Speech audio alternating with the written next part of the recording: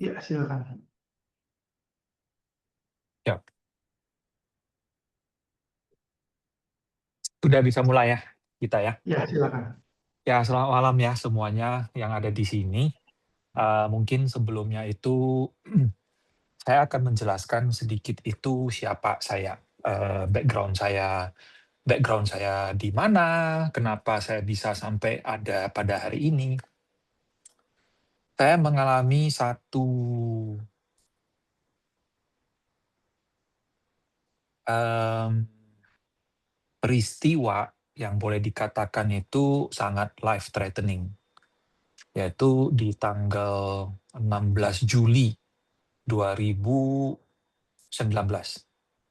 Itu kira-kira 1 minggu sebelum saya ulang tahunnya, itu. Saya mengalami serangan jantung. Saya masih ingat itu hari Minggu, tanggal 19 Juli itu hari Minggu, saya pergi ke gereja, seperti biasa pergi ke gereja di GKY Muara Karang, KU ketiga, itu di sore hari. Saat itu saya dalam keadaan itu lagi cukup stres, karena masalah bisnis, pekerjaan, dan segala macam ya. Uang dilarikan sama manajer dan apa dan itu sekalian. Kemudian selesai gereja itu, saya ada janjian nih sama satu temannya. Saya ada janjian sama satu teman, yuk habis gereja tuh kita pergi makan gitu. Ya oke, baik-baik. Oke, kemudian eh, saya lihat dia masih lama kan, masih lama. Udah deh, saya pergi makan dulu nih. Saya pergi makan bihun kari sapi yang cukup terkenal tuh di Pluit Sakti ya, yang di apa Tabona, yang di Jakarta pasti tahu lah itu. Habis itu saya makan sampai setengah itu udah mau habis sih. Perutnya tuh terasa perutnya tuh terasa sakit banget gitu, kayak mau boker gitu ya, mau buang air besar. Udah, terus saya telepon teman gue, lo kira-kira masih lama nggak nih gitu. Oh ya, dia masih di apa namanya, dia masih ada di apa di apa happy birthday dalam bahasa Indonesia ke apa? Hari ulang tahun. Hari Oh, ulang tahun anak temannya itu. Ya udah deh. Kemudian saya pulang dulu nih. Saya pulang dulu untuk buang air besar. In the process lagi buang air besar sampai setengah, tiba-tiba itu saya merasakan satu sensasi yang tidak pernah saya rasakan sebelumnya. Sama sekali tidak pernah merasakan sebelumnya. Seperti ada satu aliran darah yang tiba-tiba naik dari bawah tubuh sampai ke atas kepala. Awalnya itu saya masih, apa ini ya, kok tiba-tiba ada sensasi yang agak agak aneh gitu. Tapi ya udah, tidak saya pikirin lebih banyak. Habis itu cuci-cuci, selesai, mungkin bisa di mute dulu ya. ya, ya, ya. Oke, baik. Nah, kemudian saat itu tuh muncul, setelah saya beres-beres, kemudian itu saya duduk nih, duduk di kasur, mencoba untuk menenangkan diri. Tapi kenapa nafas saya tuh sengal-sengal ya? Kenapa terasanya tuh eh, ter terengah-engah gitu, dan nafasnya tuh makin lama makin cepet. Saya tidur, mencoba tidur tuh balik kiri, balik kanan, kok nggak pas ya? Apa nih? Kemudian tiba-tiba, dalam hitungan berapa menit gitu, tiba-tiba tuh keluar, keringat dingin, padahal tidak panas sama sekali. Keringat dingin dan tubuh saya tuh tiba-tiba kerasanya tuh seperti gigil gitu ya. Gua udah heran nih gitu, what's happening gitu, kayak ada apa nih gitu kira-kira. Kemudian saya duduk dari posisi berbaring, Saya naik, saya duduk, saya pelan-pelan nih, pelan-pelan mikir, jangan-jangan saya kena serangan jantung ya. Tiba-tiba ada pikiran seperti itu. Jangan-jangan saya kena serangan jantung. Saya di dua penghujung nih, dalam satu keputusan itu. Gua mau tidur, mencoba menenangkan diri, atau saya pergi ke rumah sakit. Ingat ya, saya lagi sendiri. Lagi sendirian. Udah deh, gua pikir ke rumah sakit aja deh. Secara pikiran ya. Kalau meskipun nanti sudah ke rumah sakit, kalau salah, kalau ternyata bukan serangan jantung, ya wes, nggak apa-apa. Oke, tidak apa-apa. Saya langsung telepon teman gue yang tadi saya janjian. Saya bilang, bro, kayaknya saya kena serangan jantung. Mereka, hah? Serius lu? Kayaknya saya bilang, karena keadaan saya gini, gini, gini, gini. Saya bilang, oke, saya panggilin Grab sekarang. Dia bilang, oke, panggilin Grab. Habis itu, saya sudah mulai merasa itu sedikit tidak stabil. Tapi masih bisa bergerak. Oke, kemudian saya pikir ini kayaknya untuk standby apa-apa, karena saya di apartemen kan, saya langsung pager ke bawah, minta security untuk naik, sediakan satu kursi roda. Saya bilang, kayaknya nih emergency, saya bilang. Baik gitu. Kemudian habis itu saya pikir, oh ini kan nanti si security-nya kalau datang pasti perlu buka pintu kan, nggak mungkin saya tunggu dia sampai ketok pintu tuh barusan saya buka. Saya buka pintu. Begitu saya buka pintu, langsung dunia saya itu langsung seperti vertigo. Berputar. Berputar tuh, dan saya tuh udah langsung jatuh aja gitu. Udah langsung jatuh. Pas security-nya naik itu, sudah melihat saya itu udah di lantai. Udah di lantai, masih siuman, tapi saya tuh nggak bisa berdiri sama sekali. Kemudian saya pelan-pelan dibopong, kemudian dikasih ke kursi roda, cepet-cepet dibawa ke bawah untuk dibawakan Grab ke rumah sakit Pluit saat itu. Dan benar-benar dibawa ke rumah sakit Pluit, dan teman saya itu sudah menunggu di sana. Kemudian langsung dengan cepat itu saya dimasukkan ke IGD langsung saat itu, instan. Di sini tuh saya ada melihat tuh satu pemeliharaan Tuhan yang sangat luar biasa. Karena teman-teman, coba kita lihat ya, itu hari Minggu. Hari Minggu dan malam. Itu kira-kira kejadiannya sekitar jam 7.30. Malam, hari Minggu. Tidak seharusnya ada dokter. Yang ada itu hanya dokter jaga. Itu doang yang ada itu. Cuma ada dokter jaga. Ketika saya di IGD, langsung dicek tensi saya, segala macam. Teman-teman mau coba tebak nggak? Saya punya tensi darah tuh ketika serangan jantung tuh berapa? Ada yang mau mencoba tebak nggak? Kalau yang normal tuh kan diastoliknya sekitar 80, 70, sastoliknya tuh di sekitar 120 ya, atau 130. Ada yang mau tebak nggak kira-kira diastolik dan sastolik saya di angka berapa? Oh, Jeffrey, kira-kira mau coba tebak? Tuh ada yang tebak 200, Ada yang tebak? 140. Mendekati ya. Yang mendekati Saya ya. punya tinggi itu di 225. Rendahnya itu di 160. Dan heartbeat saya itu berada di 140 beat per menit. Artinya itu sangat kenceng ya, sangat kenceng. Dan herannya saat itu, saya langsung setelah darah saya diambil, dengan cepat mereka melakukan lab test. Dalam hitungan menit, lab testnya itu sudah keluar, confirm saya itu kena serangan jantung karena ada enzim troponin. Jadi kalau kita mau tahu kita kena serangan jantung atau enggak secara pasti, adalah mencek enzim troponin. Kalau enzim troponin itu lebih tinggi dari biasanya, confirm itu serangan jantung. Jadi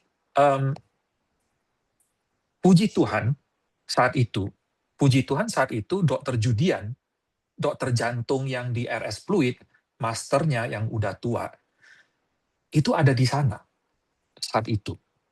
Dan langsung kasus saya itu langsung diambil ahli sama Dokter Judian, yang sebelumnya itu ditangani sama Dokter Jaga. Istri saya di telepon tuh sudah nangis-nangis lah saat itu. Tapi enaknya si Dokter Judian ini di depan saya tuh, udah lu tenang aja, lu udah di rumah sakit, tenang, Pak, pasti bakalan fine, ke oke. Ya udah, saya santai-santai aja gitu kan. Dan saat itu tuh udah kerasa, mungkin karena obatnya udah bekerja, saya tuh rasanya tuh sudah lebih rileks. Tapi setelah lewat serangan jantung, saya dikasih tahu sama istri, lu tahu nggak si Dokter Judian di telepon tuh bilang apa sama gue?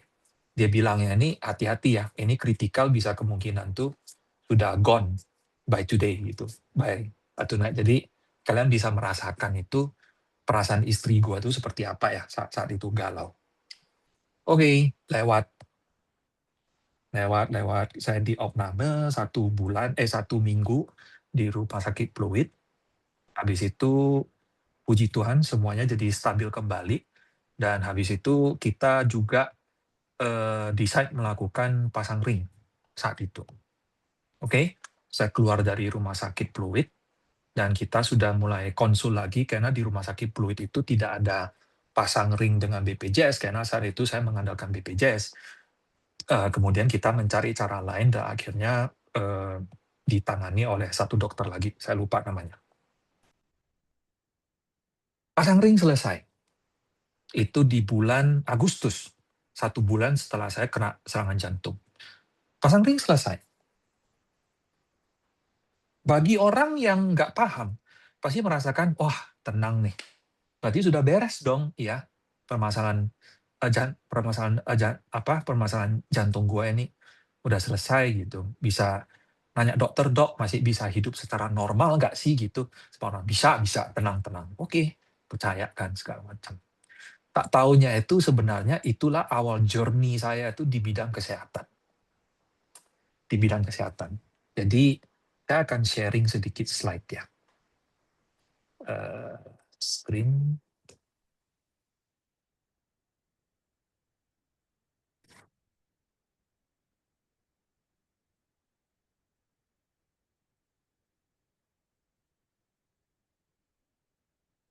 Oke,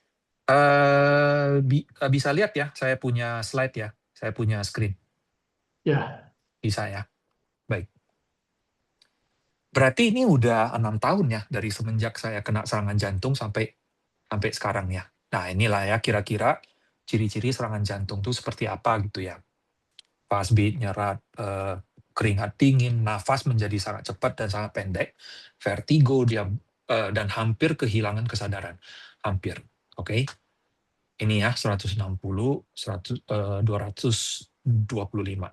Nah, ini laporan angiogram saya, teman-teman.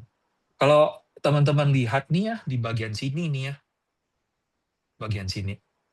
Ada lihat nggak nih ya, yang saya zoom ya. Ini blockage-nya itu 100%, teman-teman. Jadi kalau Anda biasanya tuh dengar serangan jantung, misalnya yang kena blockage itu biasanya 70%, 80%, 60%. Teman-teman, saya di sini tuh kenanya tuh 100%, artinya tuh total blockage. Dan dokter bilang ini miracle, masih siuman, dan tidak langsung kehilangan kesadaran, dan tidak langsung mati gitu. Total blockage. Dan ketika saya membaca kelaporan ini, saya jadi merinding sendiri gitu. Merinding sendiri. Padahal saat itu ya, waktu kejadian, saya tidak semerinding ketika saya udah tahu kejadian yang sebenarnya itu seperti apa. Pada waktu kejadian itu saya masih kayak, masih oke, masih bisa lah gitu ya. Padahal sebenarnya itu keadaan saya itu sebenarnya sudah sangat gawat sebenarnya. Sangat-sangat gawat. Oke.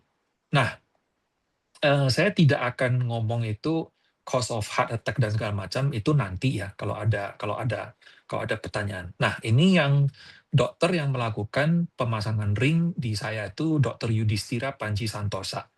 Itu dokter yang sangat bagus banget, masih masih muda. Nah, ini 3 dokter yang di bawah ini adalah dokter further yang sudah ke konsul setelah pasca saya pasang ring.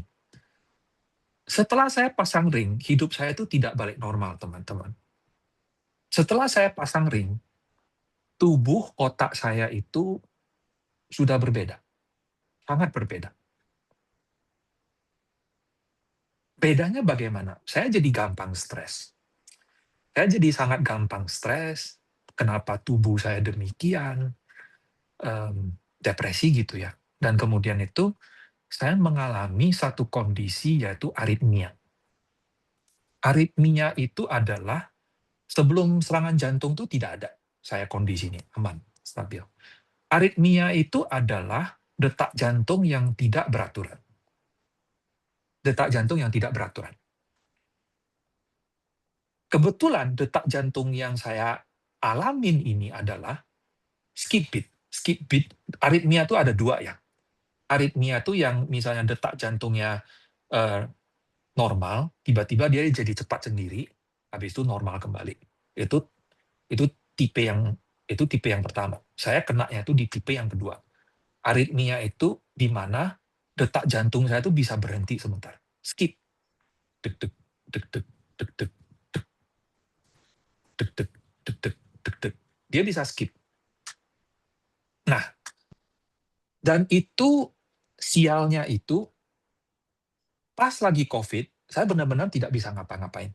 Pasrah aja gitu. Hidup hari demi hari dengan keadaan yang seperti itu.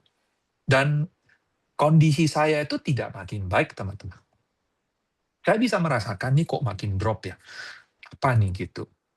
Dan sampai satu hari itu, saya lagi nyetir, tiba-tiba itu jantung saya itu kayak berhenti sebentar gitu. Biasanya tuh dia bisa tendang balik gitu. Dan ini kayak berhenti sebentar. Saya langsung kayak panik kan.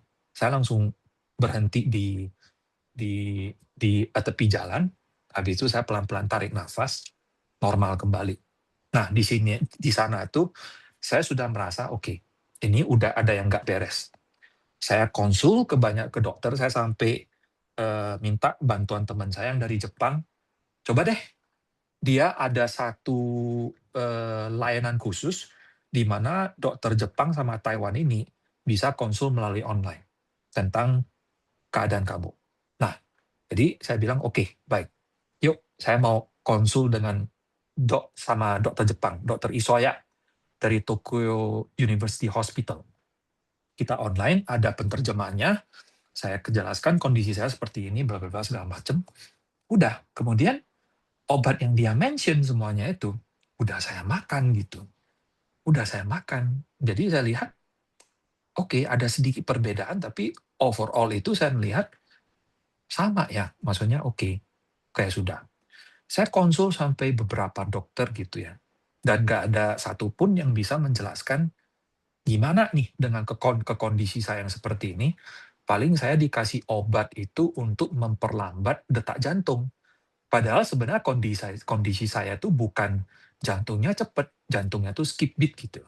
Nah, kalau orang aritmia itu biasanya yang jantungnya cenderung cepat itu dikasih obat kayak Nebilet ya, itu untuk memperlambat detak jantung. Itu ada gitu. Jadi saya mulai nih dari sini.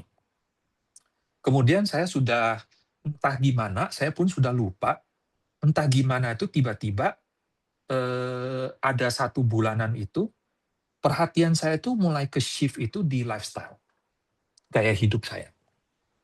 Oke, ini saya akan skip dulu. Oke, baik. Saya sudah mulai melihat saya punya sendiri, lifestyle saya sendiri. Saya hidup di Medan sama di Jakarta itu susah, teman-teman. Apalagi yang di Medan ya, makanannya tuh enak-enak. Bakmi, chasio, sioba, itu enak-enak semuanya. Jakarta juga banyak yang enak-enak. Kemudian saya melihat saya punya sendiri pola makan, itu hancur-hancuran. Serius, itu hancur-hancuran. Gorengan banyak, karbohidrat tinggi sekali, sayuran itu sangat minim. Saya cuma pengen makan yang enak, yang nggak enak tuh saya nggak mau makan, segala macam itu. Yang manis juga saya kekonsumsi. Nah, jadi di sini itu satu kesadaran tentang gaya hidup, itu tiba-tiba sudah mulai muncul nih. Oke, saya mulai pelajari buku, saya konsul dengan Dr. Tan Chot Yen, kayaknya teman-teman sudah tahu ya, belakangan ini dia cukup viral karena kritik MBG-nya Pak Prabowo ya. Sebelumnya itu saya sudah pernah konsul. Setelah dokter medis itu sudah lewat, nih dokter nutrisi nih. Dokter nutrisi, kita dikumpulin di satu ruangan. Semua pasien baru yang tidak pernah konsul sama dia, dikumpul dalam satu ruangan. Gila, diceramahin semuanya. Satu-satu diceramahin semuanya. Kamu penyakit apa? Kamu penyakit apa? Ditanya satu-satu. Kolesterol, jantung, segala macam, ada. Jadi dalam satu ruangan itu dipenuhi orang yang banyak penyakit. Selama 3 jam itu kita diceramahin sama Dr. Tan Chot Yen saat itu. Dapat satu bekal baru yang tidak pernah saya dapat sebelumnya tentang makanan. Karena selama ini makanan ini meskipun saya tahu ya makan tuh harus sehat segala macam, ya tapi selagi tubuh nggak merasakan apa-apa ya semuanya baik-baik aja gitu kan. Oke, nah baik. Sekarang Dr. Tan Chot Yen sudah susun nih menu yang harus ditaati gitu. Yang harus ditaati Senin, Selasa, ya kita kreatif sendiri gitu ya. Ini gitu. Nggak boleh ada kecap manis segala macam itu semuanya. Itu.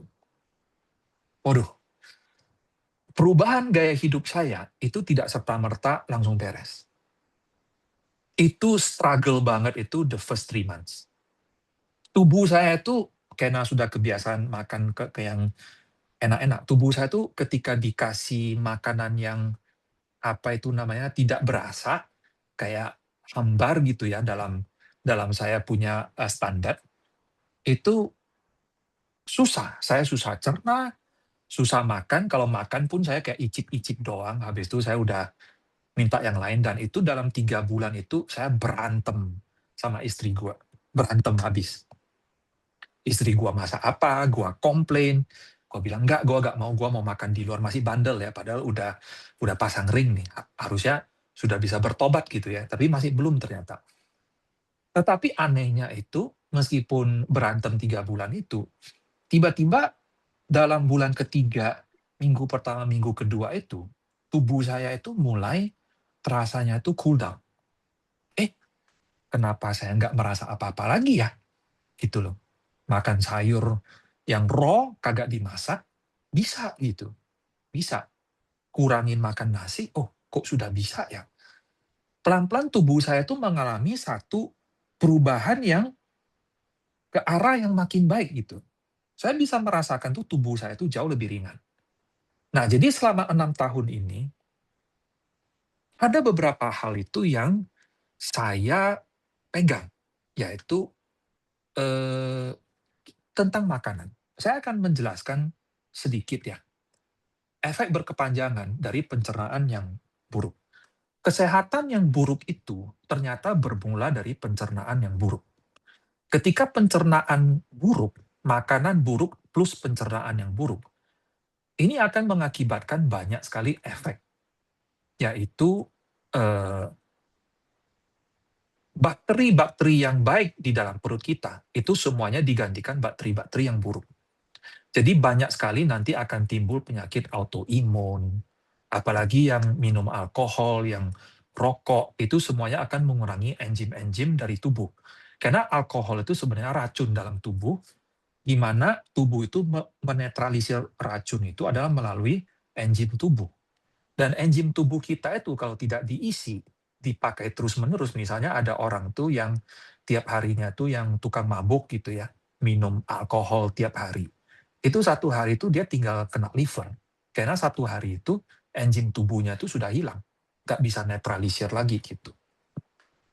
Jadi kalau kita lihat ya, efek dari pencernaan yang buruk ya, itu bisa stres berkepanjangan, kualitas tidur yang buruk, kurang bergerak, minum alkohol, antibiotik, banyak obat yang di makanan, terus ya kita nggak usah ngomong lagi lah ya kalau soal racun di lingkungan kita tuh kayak pestisida dan segala macam. Itu bisa mengakibatkan banyak sekali hal-hal yang mempengaruhi kesehatan kita. Nah, saya notice adalah tubuh kita itu, kalau dia masih bisa tahan, dia akan tahan dulu. Artinya gini, saya makan McDonald tiap hari misalnya, gak apa-apa kok, saya tidak ngerasa apa-apa. Padahal itu kan junk food ya, sugarnya tinggi, high fat, terus digoreng lagi gitu ya, pakai sugar lagi gitu. Nah, ternyata tubuh kita itu sangat tahan di abuse, teman-teman. Tahan abuse. Artinya, ketika kita kasih asupan yang buruk, selagi dia bisa netralisir, dia akan berusaha terus untuk menetralisir. Tetapi kalau sampai satu saat tubuh itu sudah tidak tahan, sudah sampai batas kemampuan dia, dia akan langsung ngedrop. Immediately langsung ngedrop. Nah, ini yang terjadi di dalam tubuh saya gitu. Karena saya berada di bisnis perfilman dan periklanan, teman-teman. Orang-orang perfilman dan periklanan itu rata-rata jam tidurnya tuh kacau balau. Karena kejar tayang, apalagi orang iklannya. Orang iklan itu bisa syuting dari jam 4 pagi, apalagi di Jakarta ya, demi menghindari macet, bangunnya jam 4 pagi, jam 5 pagi. Selesainya itu bisa jam 12 malam. Itu hampir 24 jam. Itu kalau bayangin ya, itu syuting iklan satu hari. Bayangin kalau kita itu syuting film 1 bulan, dan banyak orang ngedropnya itu dari sana. Makanya banyak sekali orang film itu ya, matinya muda-muda semuanya. 50-an udah meninggal, 60-an udah meninggal gitu. Karena penyakitnya pada muncul pada akhirnya. Terus di lokasi makanannya tidak sehat semuanya. Hancur-hancuran lah. Misalnya pakai aquacup terus diisi air panas sama kopi panas gitu. Mikroplastiknya itu udah menyebar ke seluruh tubuh dan itu tiap hari seperti itu. Di boosting pakai kopi gitu.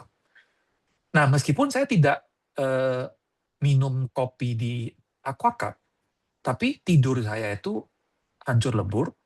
Saya punya diet makanan itu sangat tidak sehat, dan saya mengalami satu stres yang berkepanjangan. Karena misalnya satu film itu dikerjakan 1 tahun, saya bisa 1 tahun itu stres untuk ngerjain satu project. Nah, begitu project udah selesai, lega. Nanti ke project masuk lagi, stres lagi gitu. Dan itu puluhan tahun ya, saya berada di perfilman itu semenjak tahun 2001. Sampai berarti ini sudah ada 20 tahunnya.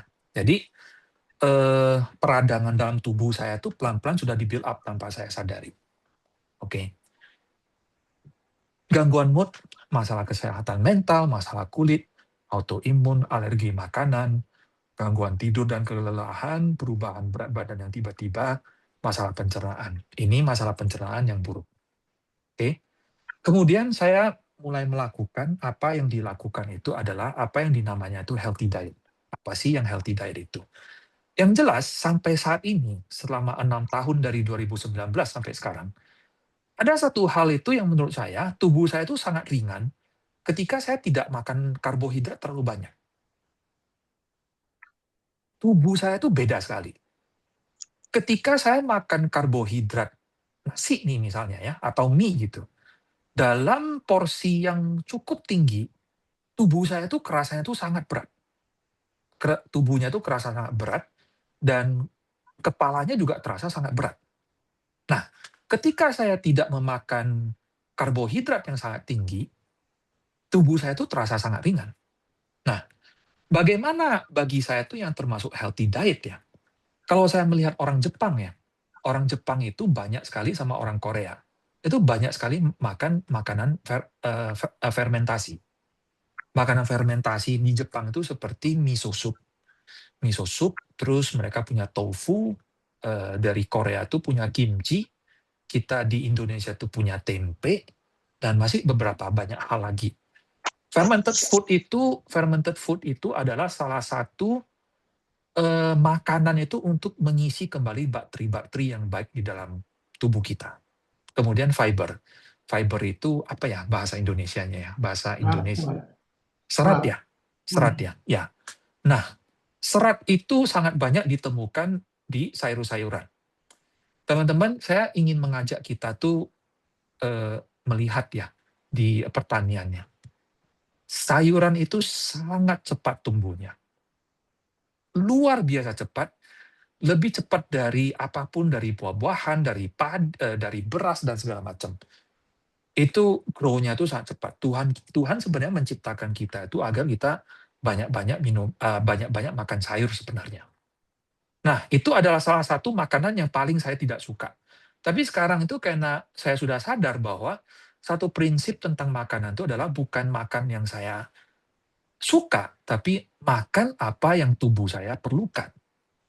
Fiber itu salah satu. Nah, less carbohydrate itu saya sudah ngomong. Saya akan diskusi tentang healthy fat itu di poin terakhir ya, karena ini cukup tinggi. Whole food instead of processed food. Whole food itu artinya misalnya gini, saya ingin makan ayam. Daripada saya beli nugget, mendingan saya makan ayam yang benar gitu. Nugget itu adalah processed food. Misalnya Anda beli di supermarket ya. Di supermarket Anda beli, kemudian bawa pulang ke rumah, kemudian digoreng. Itu processed food. Itu bukan whole food. Whole food itu artinya adalah makanan yang paling mendekati ke naturalnya dia sendiri. Misalnya Anda makan ikan. Makan ikan ya berarti ada tulang-tulangnya. Tapi kalau misalnya Anda pergi ke kafe, makan fish and chips, itu kan sudah tidak ada tulang ya. Itu sudah diproses.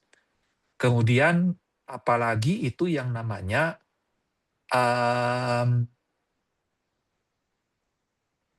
sugar drink ya, bukan sugar drink juga ya. Minuman soda. Sprite, Fanta, Pepsi, itu segala macam ya. Saya tidak heran ya, teman-teman, bahwa kalau kita di zaman sekarang ini ya, kita mendengar bahwa ada anak sudah kena diabetes, kena gagal ginjal, itu dalam usia puluhan tahun. Itu nggak pernah terjadi di era kita ya, yang hidup di era tahun 70-an, 80-an, yang lahir di 90-an, itu nggak pernah terdengar sama sekali. Itu boleh dikatakan itu penyakit orang tua tuh, yang kira-kira udah tua tuh barusan bisa terkena penyakit-penyakit yang seperti itu. Saya kadang-kadang heran ya, kok bisa ya di Singapura 20-an udah di kursi roda, kena kanker liver, kena gagal ginjal. Ini kenapa nih ya kira-kira? Akhirnya ketika di interview, ditanya-tanya, waduh ternyata dia tiap hari itu minum Fanta, minum Sprite, dan itu berbotol-botol yang dia beli. Kita coba bayangin dengan lifestyle kita itu ketika kita misalnya yang lahir di tahun 70-an, 80-an ya. Yang namanya Fanta Sprite itu nggak segampang sekarang kita pergi ke Indomaret, kita beli dan untuk kita minum ya. Nggak segampang itu. Saya masih ingat ketika saya masih kecil ya. Sprite dan Fanta itu saya minum itu hanya ketika di Imlek doang. 1 tahun sekali loh. Dan itu kita pesta pora Fanta itu yang merah itu yang kesukaan gua itu paling 3 hari doang. Jadi dari 650 hari, saya minum soda itu hanya 363 hari. 362 hari. Nah, anak-anak zaman sekarang itu dengan easy access, anytime saya mau minum apapun itu yang junk food, yang apapun itu bebas akses sekarang. Bebas akses. Jadi nggak heran sama sekali ya, kalau banyak anak muda zaman sekarang ini, belum sampai umurnya aja penyakitnya itu sudah pada datang semuanya. Oke. Nah, kemudian saya mau bahas satu ini yang sangat kontroversial ya, sangat kontroversial. Tapi saya minta teman-teman kita di sini tuh coba mendengar apa penjelasan saya. Yang paling berkepentingan di sini adalah saya. Saya adalah orang yang kena serangan jantung. Saya ditakut-takutin sama dokter itu adalah lemak. Lemak itu kita ada bilang, wah ini lemak nih. Ini lemak, hindari. Kolesterol, bahaya nih semua segala macam. Jangan, kolesterol bahaya gitu ya. Kolesterol itu diciptakan Tuhan di tubuh kita, itu ada fungsinya. 40 tahun yang lalu, standar kolesterol itu adalah 300. Standar sekarang kolesterol dunia itu menjadi 200. Artinya 40 tahun yang lalu, kolesterol di 250, 270 itu nggak ada masalah. Kenapa sekarang di 200 itu menjadi masalah? Saya terus-terusan melakukan research, baca buku, saya konsul dengan dokter naturopati dan segala macam. Saya menemukan banyak sekali yang tidak diceritakan oleh dokter. Ternyata yang namanya fat ya, lemak itu ternyata mempunyai banyak sekali jenis. Tidak semua jenis fat itu sama. Nah, saya cuma akan jelasin secara garis besarnya, EVOO, extra virgin olive oil, yaitu di Alkitab itu minyak zaitun, VCO, virgin coconut oil, omega 3 yang terdiri dari DHA, EPA, dan alpha linolenic acid, itu semuanya ternyata tuh fat yang sehat, monosaturated fat. Yang VCO itu saturated fat. Tapi ternyata saturated fat itu yang dikatakan berbahaya itu ternyata juga banyak macam, teman-teman. Itu banyak sekali. Nah, silakan nanti ditanya jawab, teman-teman mau nanya lebih jauh tentang fat itu, silakan. Fat itu ada banyak yang healthy. Dan hormon kita bisa dibentuk kalau kita mempunyai kolesterol yang cukup.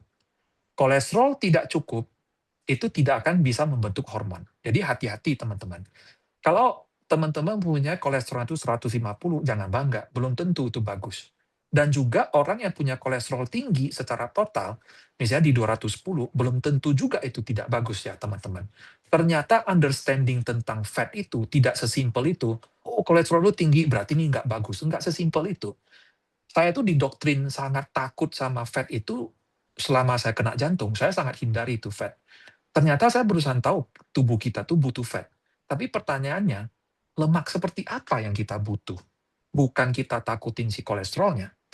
Saya masih ingat ya, ketika saya masih di ruangan Dr. Tan Sotian ya, ada satu ibu-ibu, kira-kira itu di umurnya kalau saya nggak salah tebak itu mendekati 60. Orangnya kurus banget, kurus, kurus. Tahu nggak masalahnya apa? Kolesterol tinggi. Kurus padahal. Ditanya sama Ibu Tan Sotian, ada makan makanan berlemak nggak? Tidak ada. Jadi tanda tanya kan? Lu tidak makan makanan berlemak, kenapa kamu bisa kolesterolnya tinggi? Ini akan saya jawab nanti. Itu ada hubungannya dengan stres. Oke? Kemudian saya akan diskusi sedikit tentang suplemen. Saya tidak akan menjelaskan terlalu detail soal suplemen, tapi saya akan menjelaskan tentang hal-hal yang prinsipal. Teman-teman ingat, suplemen itu jangan digeneralisasikan dalam satu kategori. Suplemen itu mempunyai dua cabang. Cabang vitamin sintetik yang terbuat dari bahan petroleum, satu lagi vitamin yang terbuat dari benar-benar whole food, yang terbuat dari bahan natural. Oke. Saya tidak tahu seberapa jauh teman-teman mengerti tentang hal ini, tetapi dalam perjalanan nutrisi saya dan kesehatan saya menemukan banyak hal. Whole food vitamin itu yang berasal dari bahan-bahan alami, itu ternyata mempunyai kandungan yang sangat berbeda dengan vitamin yang sintetis, yang terbuat dari bahan-bahan kimia. Saya ambil satu contoh. Yaitu vitamin C. Oke, coba teman-teman lihat ya, yang paling bawah, yang di bagian sini. Ditulis apa sini? Vitamin C, ascorbic acid ya, betul ya? Oke. Kemudian yang di atas ini ya, vitamin C from organic fruit and berries blend. Coba kita lihat ya, gramnya. 180 gram. Kita lihat yang di bawah ya, yang sintetik, 1000 miligram. Itu beda sekali ya teman-temannya. Oke. Ascorbic acid itu ternyata hanya ternyata salah satu dari komponen dari vitamin C. Selama ini saya berpikir vitamin C itu yang seperti redoxon yang kita minum itu ya. Saya nggak sadar ternyata vitamin C itu yang sering saya makan itu ternyata vitamin C yang sintetik. Saya nggak sadar itu sama sekali. Saya punya adik di Hong Kong itu, dia bilang, asalkan saya makan vitamin C, itu perut saya itu selalu terasa tidak enak gitu. Nggak enak, makanya dia selalu tidak mau makan vitamin C. Padahal tubuh kita tuh nggak bisa produksi vitamin C, kita selalu butuh vitamin C asupan dari luar. Dari jeruk lah, dari sangkis, atau dari apa gitu ya. Kita butuh itu semuanya itu. Dan akhirnya terakhir itu saya berusaha tahu, oh ternyata ada vitamin C itu yang whole food ternyata, yang ternyata komponennya tuh si kompleks, bukan hanya ascorbic doang. Ternyata ascorbic acid itu cuma salah satu daripada komponen daripada si vitamin C itu. Akhirnya saya berusaha sadar. Nah, saya akan kasih tahu satu vitamin itu yang banyak orang yang anggap remeh, yaitu vitamin D.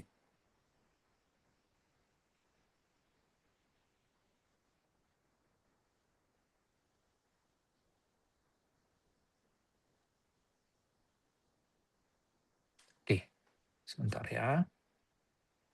Sebentar.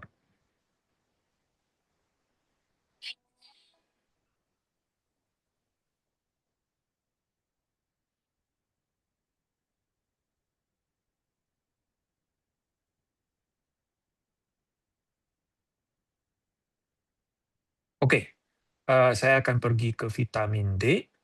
Eh,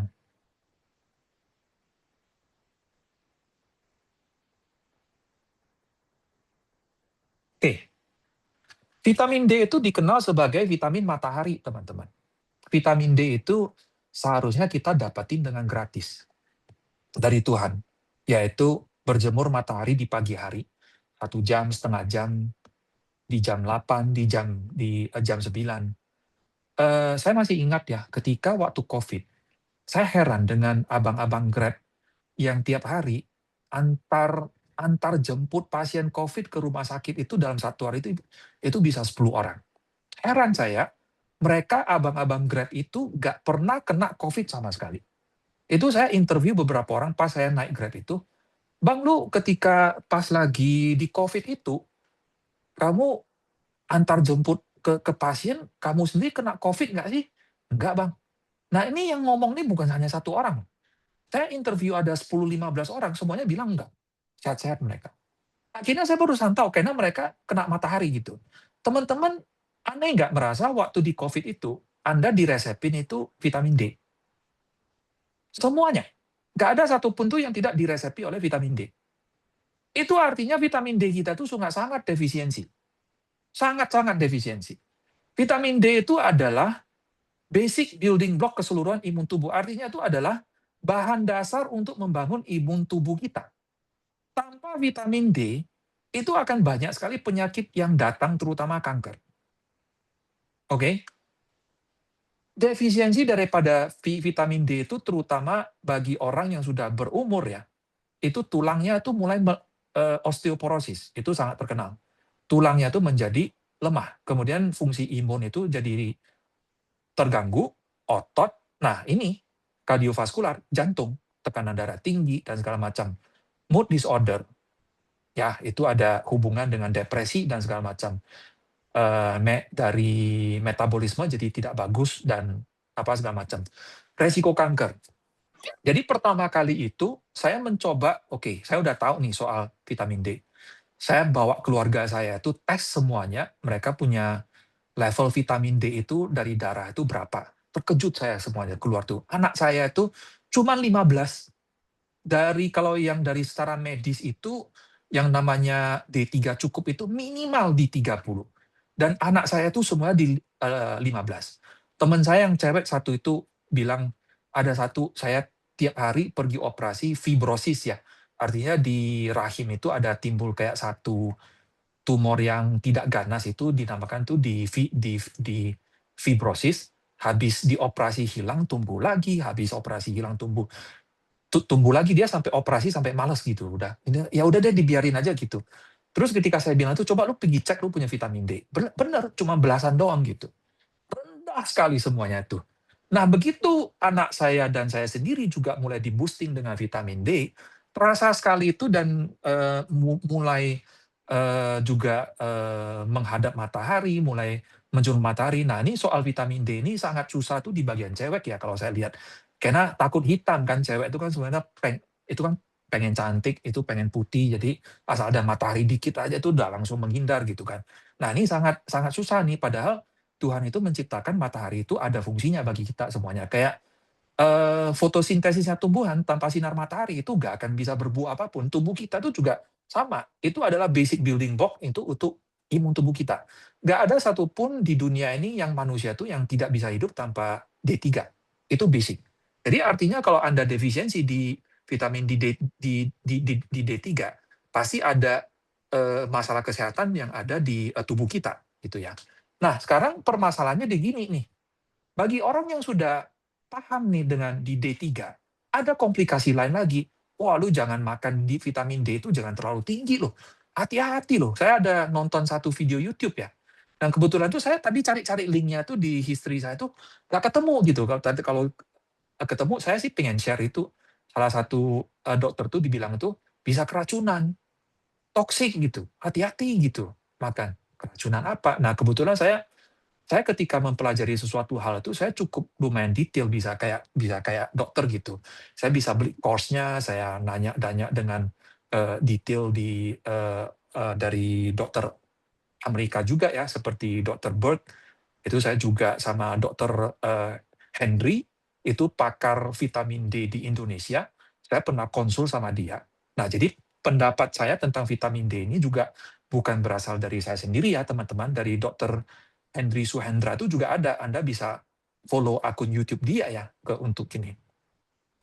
Anda kalau minum vitamin D dalam dosis 1000, 2000, itu mendingan nggak usah makan deh, gitu. Kadang-kadang kita dibilang tuh minimum dosis tuh 5.000 IU, terus ditakut-takutin, wah tinggi sekali gitu. Mari kita lihat ya, tinggi nggak sih sebenarnya? IU itu adalah international unit. Satu international unit itu adalah 0,25 mikrogram, bukan miligram, bukan gram.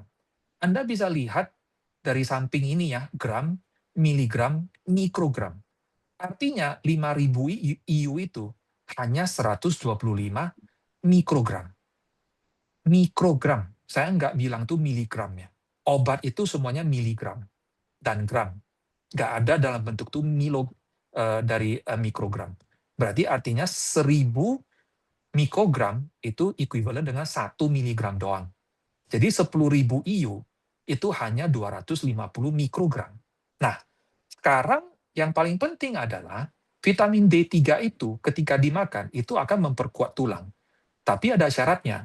Anda kalau hanya minum vitamin D3, hanya di D3 tanpa ada K2, itu nanti akan menyebabkan satu kondisi namanya itu kalsiumnya itu menumpuk di arteri. Arteri bahasa Indonesianya apa ya? Saraf ya? Apa ya? Pembuluh darah ya. Pembuluh darah, betul. Kalsium itu akan menumpuk di pembuluh darah. Dan akhirnya itu bisa kena serangan jantung dan kena stroke. Kenapa? Karena fungsi K2 itu adalah membawa kalsium itu ke tulang. Itu fungsinya dari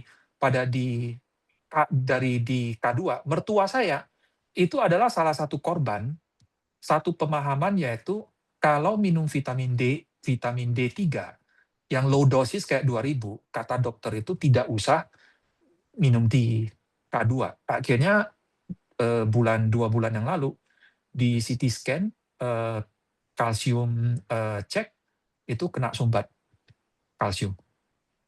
Oke, jadi bagi orang yang minum vitamin D3 itu wajib dibarengin oleh K2. Lebih baik lagi dibarengin dengan magnesium dan zinc. Ini kalau di Dr. Henry Suhendra, ini dia sebut sebagai quattro formula, quattro, 4. Vitamin D3 tambah K2 tambah magnesium tambah zinc. Dan ini vitamin yang larut dalam lemak ya teman-teman, artinya jangan dimakan dalam keadaan perut kosong. Kalau dimakan dalam perut kosong, tidak apa-apa. Dia punya penyerapan itu tidak akan semaksimal kalau dia, makan dengan, makanan gitu. Jadi bukan berarti kalau kita minum D3 dengan keadaan perut kosong, nanti bisa jadi apa-apa gitu, enggak. Dia punya penyerapan tuh jadi kurang maksimal karena sebenarnya vitamin D3 itu adalah vitamin yang larut dalam lemak gitu.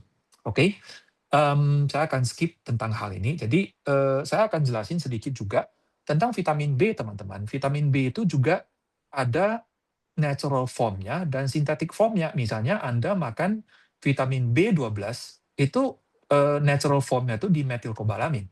Yang kebanyakan yang di pasaran, yang di apotik itu, B12 itu di cyanokobalamin, termasuk psikiater saya sendiri, yang ketika dia buka, resep B12 untuk saya, yang saya lihat tuh cyanokobalamin, saya tidak makan, saya pergi makan tuh yang metilkobalamin. Artinya vitamin yang saya makan di tubuh saya tuh semuanya tuh adalah bentuk natural, dari whole food semuanya, oke? Nah, saya akan menjelasin sedikit itu, saya mengalami satu depresi itu sampai OCD, sampai stres banget itu kayak tubuh saya kayak entah gimana tuh sampai saya tuh benar-benar kayak, didiagnosa tuh sampai di major depressive disorder saat itu, dan saya itu, bisa takut sendiri, bisa apa segala macam itu, dan akhirnya tuh saya pelan-pelan healing tubuh saya dengan itu, dengan beberapa protokol yang menurut saya itu sangat membantu.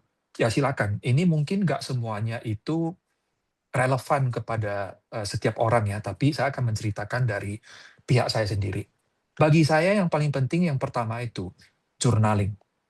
Ketika saya stres itu, banyak sekali hal-hal itu yang saya nggak bisa ceritakan ke orang lain, banyak sekali. Nah, ketika saya journaling itu, saya limpahkan semua itu, saya nggak pikir tuh apa yang saya rasakan tuh, saya tulis semuanya, tulis. Tulis sampai saya kadang-kadang, sesudah saya tulis selesai, saya lihat, buset udah 10 halaman. Banyak sekali, banyak sekali. Kemudian saya cari, orang yang saya percaya, saya konseling. Anehnya di sini teman-teman, psikolog dan beberapa orang yang katanya punya ilmu di konseling, ketika di konseling tuh kok nggak kena ya. Somehow tuh kok rasanya tuh, ya gitu deh, gitu. Karena saya rasa mereka sendiri itu juga tidak mengalami ya. Justru ketika saya sharing dengan orang yang sudah pernah mengalami hal yang sama, ini kok jadi connect ya, kok dia paham ya dengan apa yang saya ngerasakan gitu loh. Nah, ini enak. Jadi ketika kalau kita udah kena sama orang yang pernah mengalami hal ini jadinya tuh jadi jauh bisa lebih connect. Kemudian support dari family ya, kemudian, dietnya dirubah, tambah ke suplemen, pocin dan akupuntur, ya ini saya skip aja lah deh ya, itu urusan nanti lah. Kalau ada yang, penasaran ya nanti bisa nanya. Ini yang paling penting teman-teman, yang terakhir, tidur. Semua orang yang depresif, yang stres, yang depresi, itu selalu tidurnya tuh nggak benar, selalu tidak benar. Kalau tidurnya benar, pasti otaknya tuh jauh lebih segar, pasti. Jadi, eee, ini semua harus ada dulu. Harus ada dulu, ini protokol saya. Karena saya orang dari perfilman dan periklanan, itu saya tuh bisa duduk tuh 12 jam di depan komputer.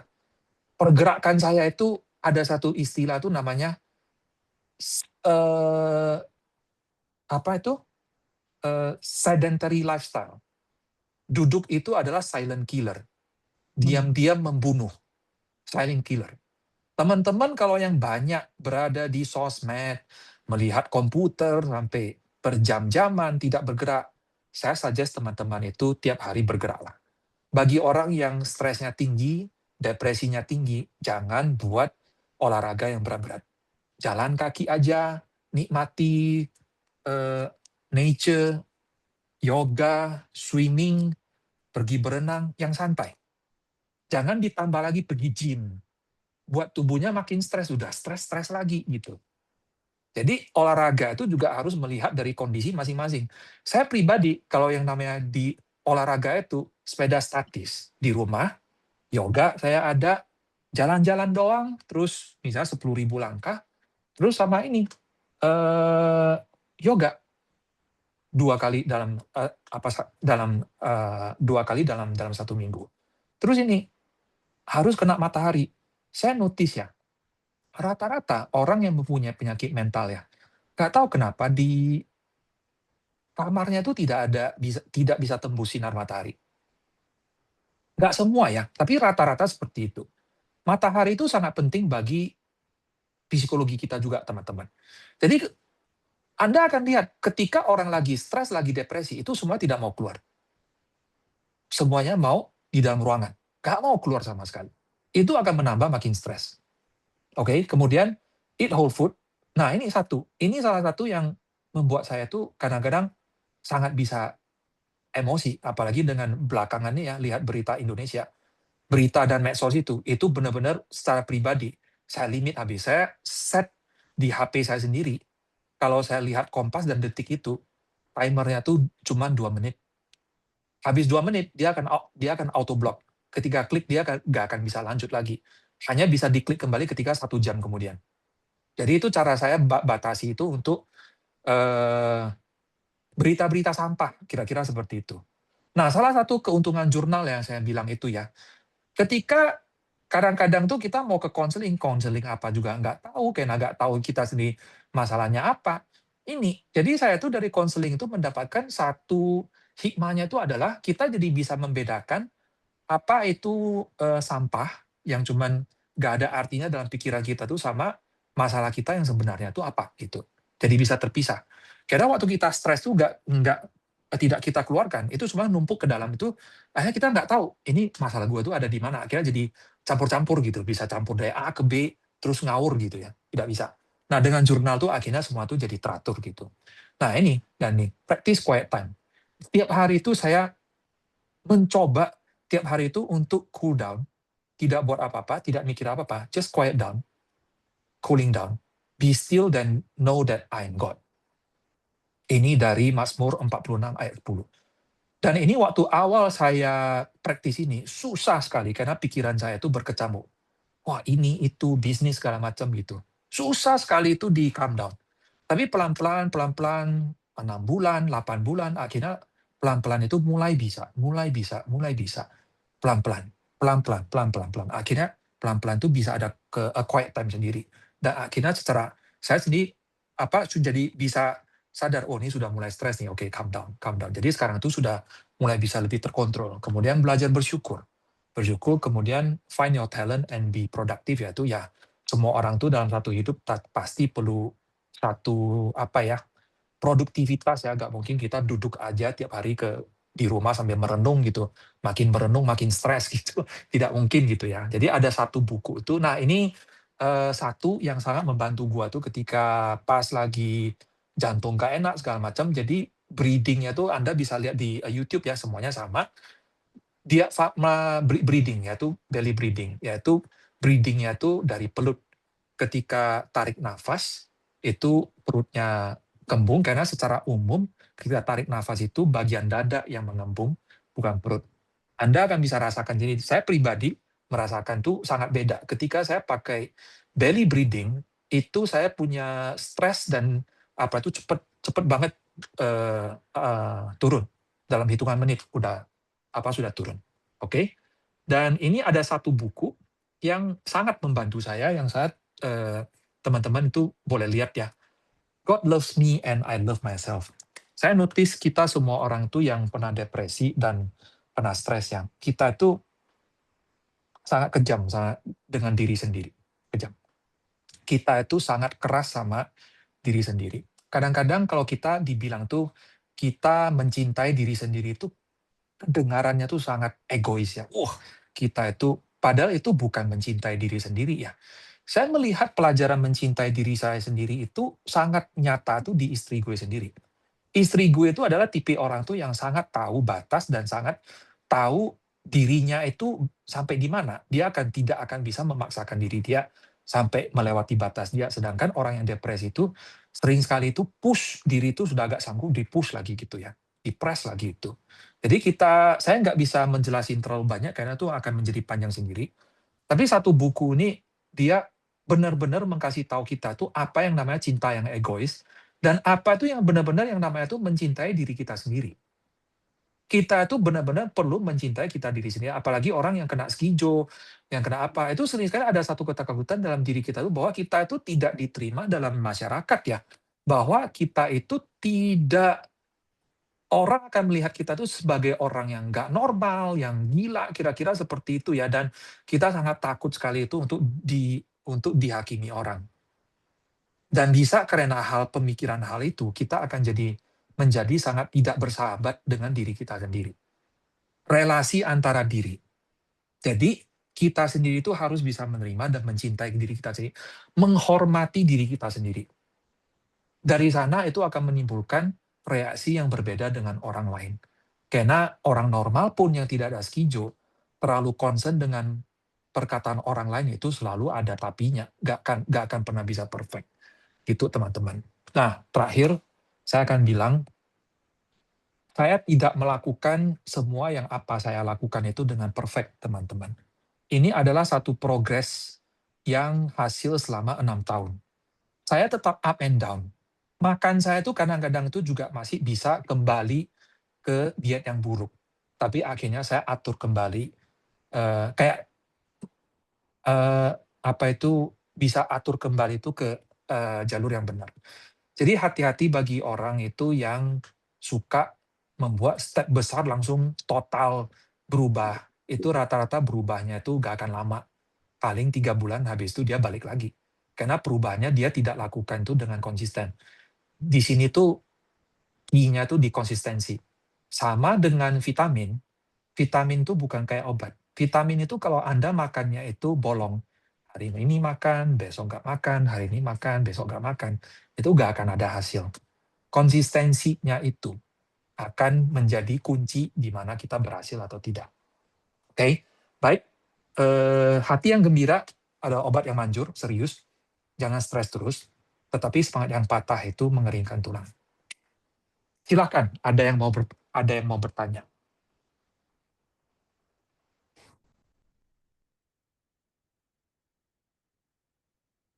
Ya, teman-teman, puji Tuhan ya, terima kasih untuk Saudara Riva ya, untuk materinya yang baik sekali ya. Ada teman-teman yang mau bertanya dari kita, mumpung ada waktu ini.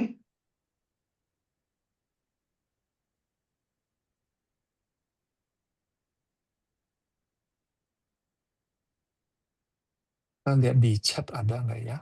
Di chat. Nggak ada, nggak ada. Oh, tidak ada ya. Oke. Jelas nggak atau justru tidak jelas? Nih Ibu Femi atau Ibu Heni nih, siapa mau share? Silakan siapa saja. Pak Rifai, maaf saya tanya Ya, ya Pak. silakan. Tadi Bapak bilang kayaknya kalau saya untuk less karbo ya Pak ya, kita Ya, lebih bagus ya. Nah bagaimana ya. kalau misalkan kita job desk kita banyak, berat gitu, bladdernya kita kan perlu energi ekstra ya Pak ya. Sorry, Nah sorry. itu Saya tadi agak distract dikit. Kalau tadi gimana job desk-nya gimana? saya mau bertanya. Halo, Bu? Halo, Pak Ya, Rifai ya. ya gimana? Ya, Tadi oke, udah on. sinyal saya jelek. Ya, Kalau misalkan Ya, tadi kami sorry, Bu Firda. Oke, saya ulang ya. Gimana kalau job desk kita banyak dan misalnya berat gitu kan itu kita perlu tenaga ekstra ya. betul. Kalau kita less karbo kan kita fokus ke sayur-sayuran gitu ya. Dengan Betul, nasi sedikit gitu. Kayaknya betul. dengan kita orang Indonesia kan nggak nasi nggak kenyang ya. Oke, Jadi baik. gimana itu, Pak Rifai? Mungkin bisa sedikit penjelasan, Pak. Bisa. Oke. Saya boleh tahu pekerjaannya apa yang dikatakan berat itu? Saya pegang beberapa bagian, banyak. Di kantor itu lumayan. Jadi banyak ya. Jadi purchasing, marketing, officer, terus keuangan juga, terus jadi Oke. merangkap juga kadang-kadang untuk pekerjaan bos segala. Berat secara fisik atau berat secara pikiran? Lebih ke fisik. Oke. Karena kalau under stress, oke, no problem. Tapi Hmm. capeknya itu yang lebih nggak bisa di handle gitu ya. Oke, baik. Kalau misalnya kerjanya itu lebih berat ke fisik, tidak masalah itu makan nasi. Kenapa misalnya abang-abang yang kerja di bangunan, kita suruh mereka tuh tidak makan nasi, mampus. Kagak mungkin. Karena mereka tuh butuh fisik yang banyak. Nah, permasalahannya adalah banyak orang zaman sekarang itu yang duduk di kantornya tuh pekerjaannya tuh justru beratnya tuh secara pikiran. Nah, kenapa orang Jepang banyak nih dia bilang tuh kalau nasi buruk tuh kenapa orang Jepang tuh makan nasi mereka kurus-kurus aja tuh. Bagus-bagus aja mereka kok sehat-sehat aja. Karena mereka geraknya banyak, mereka kemana-mana tuh semuanya pakai jalan kaki, teman-teman. Kita di Indonesia, dari bangun sampai tidur, itu pantat ketemu pantat. Paham nggak artinya apa? Pantat ketemu pantat. Saya kasih contoh ya. Tidur, bangun sarapan, duduk, pantat. Di mobil, duduk, pantat. Sampai kantor, duduk, pantat. Sampai pulang, pantat. Balik lagi ke rumah, duduk pantat, nonton TV pantat, tidur itu. Jadi kita pergerakannya itu, kita sudah dinobatkan orang Indonesia itu sebagai bangsa yang paling malas bergerak di seluruh dunia, teman-teman. Sudah keluar kok, itunya itu. Jadi konteks saya mengatakan bahwa nasi itu agak diminimalkan makan adalah dari dalam konteks itu. Tetapi kalau misalnya ibu yang memang pergerakan secara tubuh fisiknya banyak, silakan. Tidak apa-apa. Tapi tetap eat in moderation. Jangan berlebih-lebih. Jangan berlebih-lebih. Karena pada saat satu hari itu, dia akan menjadi insulin resistance. Nah, ketika sudah insulin resistant, lama-lama jadi diabetes nanti jadinya itu. Nah, selagi tubuh kita ada gerak, olahraga, no problem. Nggak masalah. It's okay. Baik, ini ada satu pertanyaan dari Ibu Heni ya. Saya bacakan ya. Oh, di chat ya? Ibu Oke. Heni pernah mendapatkan info bahwa vitamin D itu bisa merusak ke ginjal. Apakah benar itu, Pak? Sama sekali tidak betul. Saya sudah makan vitamin D itu sudah 6 tahun. 5 tahun. Sampai sekarang ginjal saya itu sehat-sehat. Yang rusak saya ginjal itu justru obatnya terlalu banyak. Udah, itu aja. Jadi, jangan dipercaya yang namanya itu vitamin D itu merusak ginjal. Tidak ada sama sekali. Itu saya buktinya. Saya buktinya. Saya bisa pertanggungjawabkan dengan itu. Kalau Anda takut dengan makan vitamin D yang banyak itu merusak tubuh, ya udah, pakai matahari aja. Ya wes gitu. Kagak ada matahari kan? Kagak mungkin kita jemur matahari itu merusak ginjal kan? Kan aneh jadinya itu gitu. Saya punya ini ya, brother in law, apa ya? Bahasa Indonesia. Ipar. Saya punya abang ipar. Nggak makan vitamin D. Wah, tapi dia tiap hari itu aktivitas di luar, dia punya kena paparan sinar matahari, dia pergi cek darah, dia punya kadar vitamin D itu 60. Tinggi, lumayan tinggi. Bagus sih itu. Jadi tidak ya, nggak ada yang namanya itu minum vitamin D itu merusak ginjal. Saya buktinya udah, 5 tahun udah. Dan sehat sampai sekarang itu. Saya dalam 1 tahun itu cek darah tuh 2 kali. Komplit semuanya, kolesterol segala macam. Termasuk vitamin D. Komplit, nggak ada masalah. Termasuk istri, anak, kakak saya, tante saya, semuanya. Sama semuanya. Ya, baik. Ini ada Ibu Maria mau Iya, bertanya. nanya Ya, Pak. silakan. Makasih Pak Rifai, walaupun tadi saya terlambat karena ada urusan. Mau Gak nanya apa-apa. Pak, sebaiknya idealnya buat pribadi lah gitu ya. Saya sih caregiver ya, bukan ini ya, Caregiver, oh ya, oke. caregiver aja, jadi mendampingin sepupu lah gitu ya. Nah, itu untuk apa? Jemur kan ada itu katanya ya, untuk dapat vitamin D yang dari gratis dari Tuhan tuh kan orang kebanyakan kan jemur tuh jam 7 jam 8 itu. Saya Iya, juga pernah dengar dari dokter Tansut ya, itu katanya ya. gelombang pendek atau panjang sebaiknya di atas jam 9 bahkan sampai jam 3 gitu ya. Saya bilang, Enggak aduh, sih. Enggak. yang mana yang benar? Itu satu Pak. Yang kedua juga mau nanya Ya. tentang masalah tadi masalah less karbo ya. Kalau mau nanya sekarang kan orang tren tuh ya di mana-mana toko roti banyak lah, toko kue atau roti ya, terutama yang dari tepung-tepungan. Kita sih Apa, ngerti ya dengan sorry, gimana? Yang toko roti gimana?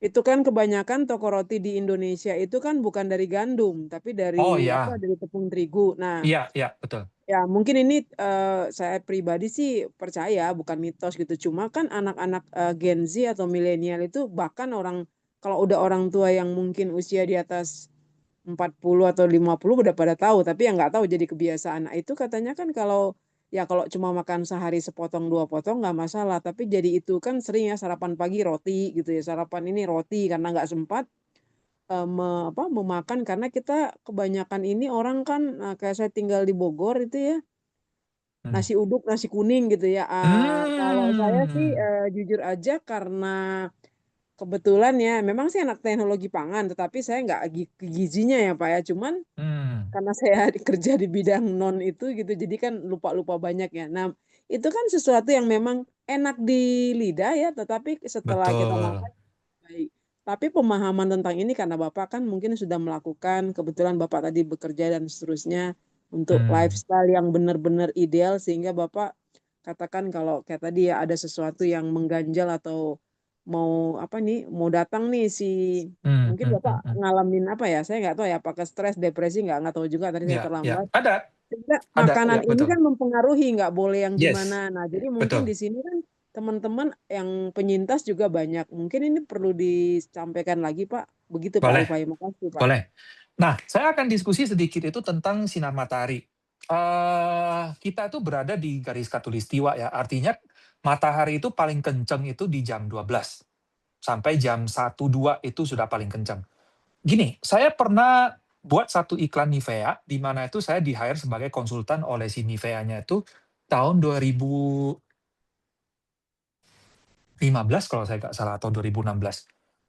Di mana itu mereka lagi gencar-gencarnya itu launching produk, mereka punya sunscreen ya, mereka punya pelindung matahari, efektif atau tidak. Nah, kebetulan itu saya di-hire sebagai konsultan untuk di project itu, dan saya adalah orang yang bertanggung jawab atas modifikasi kamera. Karena gini, kita itu melihat sinar UV, ada UVA dan UVB. Nah, di project Nivea ini, saya ditugaskan itu untuk bisa menangkap, kamera itu bisa menangkap spektrum UVA dan UVB. Nah, saya orang yang benar-benar yang mengerjakannya, yang behind the scene-nya itu saya itu. Jadi saya yang bertanggung jawab atas si kamera itu. Ketika iklannya itu di shoot, itu benar-benar tanpa manipulasi, as it is gitu. Saya saksinya gitu. Di UVA dan UVB itu benar-benar adalah spektrum. Jadi gini, misalnya gini. Sekarang kan di ruangan kita tuh terang semua ya. Kita bisa melihat satu sama yang lain, terang gitu ya. Kalau saya pakai kamera yang bisa melihat UV, kalau saya ambil ya, kemudian saya lihat, kalau di ruangan ini tidak ada sinar UV, itu di kameranya itu akan gelap total. Gelap total, meskipun kamu mau pakai cahaya seterang apapun, kalau nggak ada sinar UV, dia akan tetap gelap. Tapi kalau dia punya sinar UV sedikit aja, dia akan langsung kelihatan. Oh, ini kulkas, ini apa. Dia akan langsung kelihatan. Nah, jadi saya modifikasi sensornya tersebut. Di kamera sensor itu ada satu layer UV yang untuk menahan UV. Saya justru buang itu. Akhirnya si kamera sensor ini bisa melihat semua spektrum. Nah, akhirnya saya pasang satu filter, itu bisa hanya melihat bagian si UV-nya doang. Lucu. Jadi pas hari syuting itu, saya ada 2 filter nih, UVA sama UVB.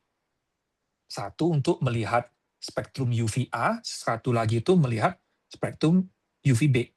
Nah, kita itu kalau nggak salah syutingnya di Ancol tuh, di tepi pantai sama talent bule-bule saat itu, ada talent Indonesia juga. Ada anak-anak juga lucu, yuk depan kamera yuk kita lihat yuk. Wah, yang anak-anak punya tuh mulus, bagus semuanya gitu ya. Mulai nih masuk ke yang dewasa tuh. Yang talent yang kalau kita lihat secara kasat mata, waduh mulus ya. Cantik gitu, bagus gitu. Oke. Begitu lihat ke kamera ke UV-nya, waduh. Di mukanya itu, karena UV itu kan dia menembus ini ya, menembus kulit. Jadi apa yang di belakang kulit itu, dia akan kelihatan sekali. Nah, itu banyak ditemukan tuh pigment. Nah, itu sekarang itu tidak kelihatan, tapi dari kamera UV itu udah kelihatan. itu akan muncul lagi itu sekitar 5-10 tahun. Tetapi dari eksperimen ini saya tahu, oh ternyata UVA kencengnya di jam berapa, UVB kencangnya tuh di jam berapa gitu. Yang jelas secara guideline saya kasih tahu, jangan lewat jam 10. Itu aja. Secara guideline. Yang bisa menyebabkan vitamin D3 terbentuk itu adalah sinar UVB. Bukan UVA, UVB. UVB itu paling kencang antara jam 8 sampai jam 10. Itu guide-nya. Di atas itu teman-teman, jangan ya. Jam 12, jam 1 tuh jangan ya. Terbakar Anda semuanya tuh. Tolong hindari jadi hitam semua nanti. Jangan. Pagi hari doang maksimal di jam 10. Saya kebetulan involved di project Nivea, saya jadi tahu nih. Jadi kebetulan tuh jadi link nih sama ilmu kesehatan gitu. Asik project itu, asik banget. Gitu. Jadi nggak sampai jam 12 gitu ya Pak ya? Enggak ya? Jangan, Jam 10 ya? maksimum sampai jam 10. Udah deh, Itu jangan. UVA ya Pak ya? UVA ya? UVB. UVB ya? UVA sampai UVB. dari pagi sampai jam 8 gitu ya? Betul. Di luar Karena itu kita kan udah jangan. butuh untuk tulang. Kita kan butuh untuk apa? Katakan Korek. kita kurang konsum susu atau apa gitu ya. Betul. Karena kalau udah usia kecuali anak bayi itu bisa apa susu tambahan. Tapi kalau ada usia Betul. ke atas 40, 50, 60 kan beda kali Pak ya? Betul. Nah, saya Gitu. sarankan bagi ibu-ibu yang sudah menopause nih ya, mungkin kena paparan mataharinya itu juga kurang, jangan ragu untuk makan vitamin D3, asalkan syaratnya tuh sama di K2. Ke itu aja. Anda kalau mungkin nanti akan ada pertanyaan, saya biasanya beli suplemen itu dari mana? Maaf, saya nggak pernah beli suplemen itu dari Shopee, dari Tokopedia itu saya tidak pernah. Saya selalu membeli suplemen itu dari iHerb, dari luar negeri, langsung dari source-nya gitu. Nah, kalau untuk vitamin D itu saya percaya dengan brand-nya Bapak Hendry Suhendra. Kalau nggak salah itu, nanti saya cari tahu, saya jadi lupa brand-nya. Nanti saya kirim ke grup sama Ko Jeffrey, nanti Ko Jeffrey mungkin bisa posting. Nah, kalau brand-nya Dr. Hendry, saya bisa percaya kalau untuk yang itu vitamin D3. Nah, untuk roti, gini. Roti zaman sekarang itu sudah beda dengan roti kita pada waktu kecil, tahun 70-an, 80-an. Roti zaman sekarang itu bukan hanya masalah tepung terigu. Roti zaman sekarang itu ada dikasih lagi pelembut. Pelembut itu adalah bahan-bahan kimia. Terus ada satu bahan kimia, ini saya tahu kenapa, karena pada saat COVID istri saya tuh sering buat roti. Jadi kita jadi tahu nih yang namanya roti alami sama roti yang sudah dikasih aneh-aneh itu, oh ternyata bentuknya kayak gini nih gitu. Saya barusan tahu ternyata di roti itu ada satu bahan di mana kalau kamu tetesin beberapa tetes ya, itu semua bau amisnya tuh hilang semua. Itu zat-zat kimia tuh yang ada di dalam. Enak sih memang. Ketika di taste-nya tuh kayak tidak apa-apa.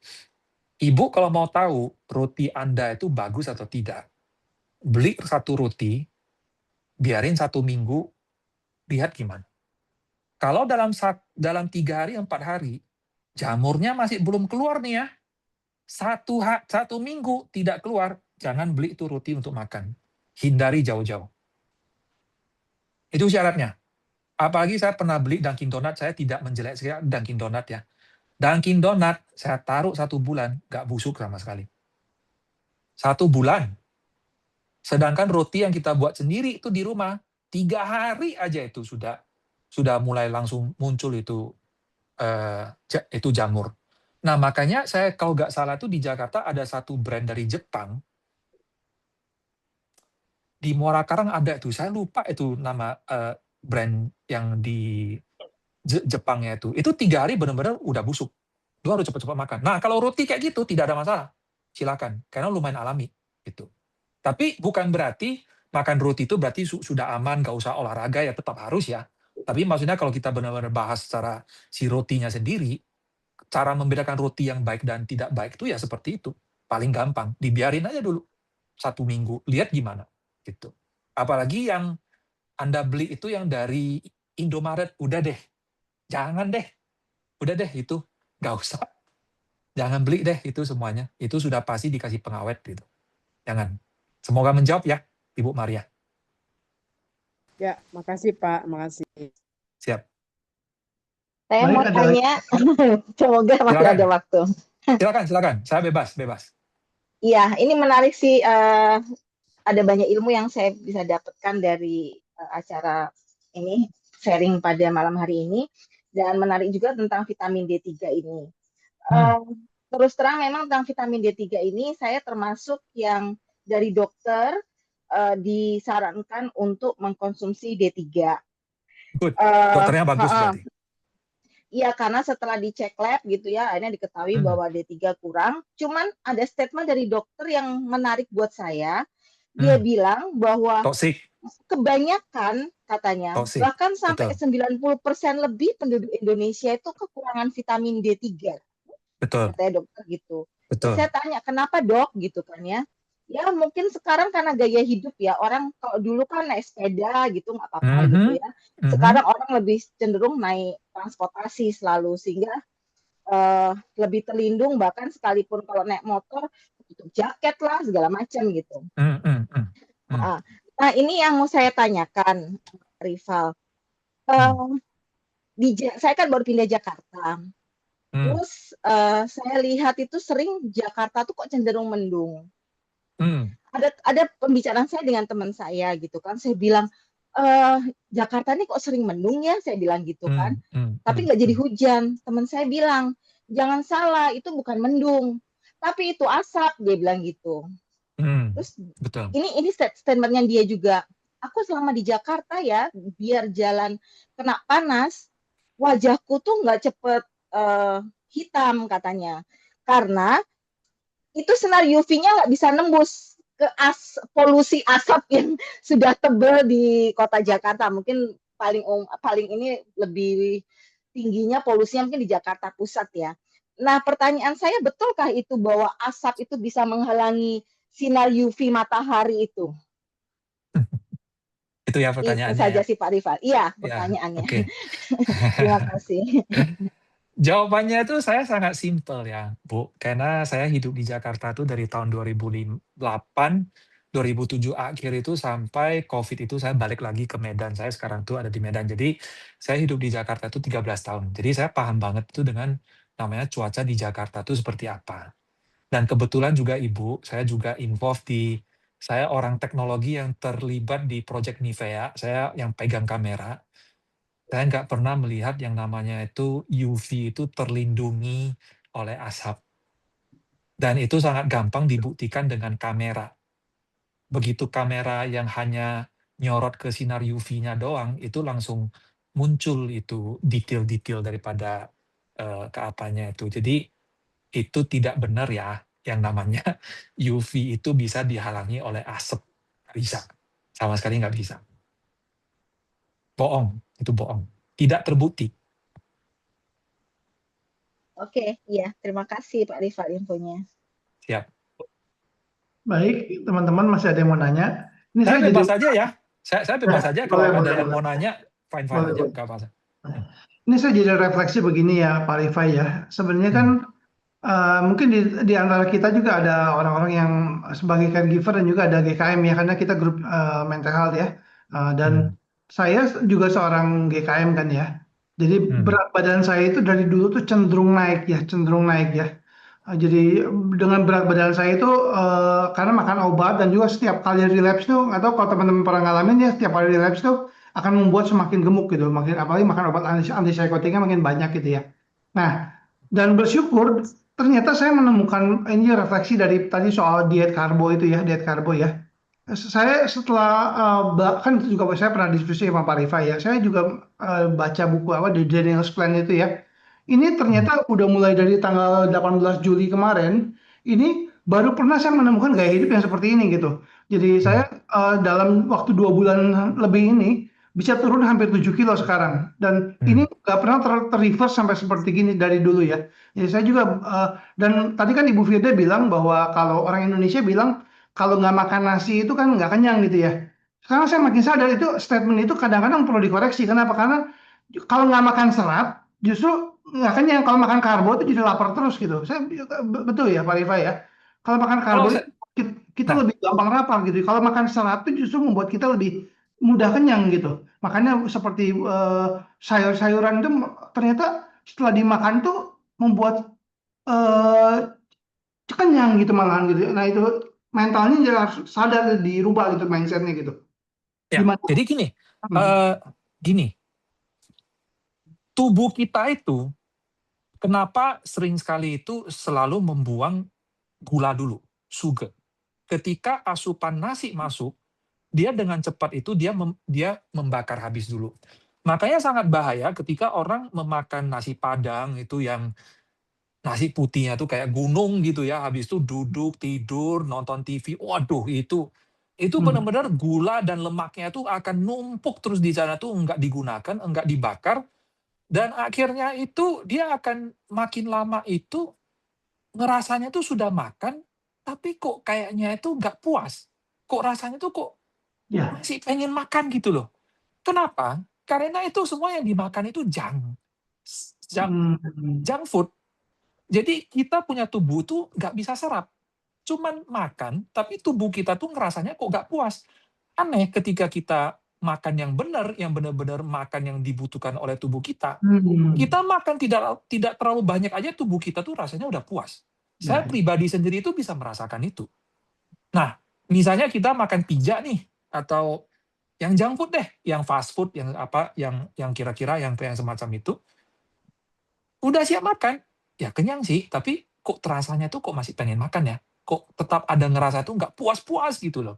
Artinya tubuh kita tuh nggak serap nutrisi makanan itu, kayak memang tidak ada nutrisi di sana. Sesimpel itu sebenarnya. Gitu. Nah, kalau gula bagi teman-teman yang GKM, tolong kurangin. Ya. Sugar itu sangat Ya. menimbulkan inflamasi. Itu tolong hindari. Sedikit aja ke sugarnya. Ya, silakan. Baik, Pak ini ada Hanil. Saudara Hanil ya. Saudara Ya. Hanil yang mau tanya. Silakan Pak Hanil. Bisa open mic. Ya, malam Pak Jeffrey, malam Pak Ya. Rifai. Malam. Izin bertanya Pak, iya. Saya punya 2 pertanyaan. Yang pertama itu terkait fermentasi. Fermentasi. Makanan Fermentasi, iya. fermentasi. Ya. Makanan fermentasi. Kalau tanggapan Bapak terkait kayak kape, terus kombucha itu gimana tuh Pak? Terus yang Sorry? kedua, kape sama kombucha. Kape apa ya? Itu kan sama-sama fermentasi, Sorry. iya. Oke, Kape terus dulu. sama kombucha. Oh, Iya, tape. terus Sorry, tape. Ya, baik. kape sama Tape. kombucha, Ya, iya. ya. Yang Oke. kedua itu, kalau misalkan VCO kayaknya kan bagus ya. Tapi kalau VCO-nya diprosesnya dengan cara digoreng itu gimana tuh Pak kalau menurut Bapak? Oke, baik. Pertanyaan Iya, yang luar makasih, Pak. biasa. Luar biasa. Bagus sekali pertanyaannya tuh. Saya suka banget. Saya tidak akan komentar terlalu jauh soal tape, karena saya kurang tahu soal itu. Maaf. Saya kalau nggak tahu, saya akan bilang tidak tahu. Kombucha. Istri saya itu adalah pembuat kombucha. Jadi, apa itu, ada satu jenis jamur itu ya, apa namanya? Satu Scooby ya jamur. Pak? Scooby, betul. Scooby. Iya. Scooby-nya itu. Nah, istri saya itu, oke gini, istri saya itu mengalami satu masalah itu, dia pencernaannya itu kurang bagus.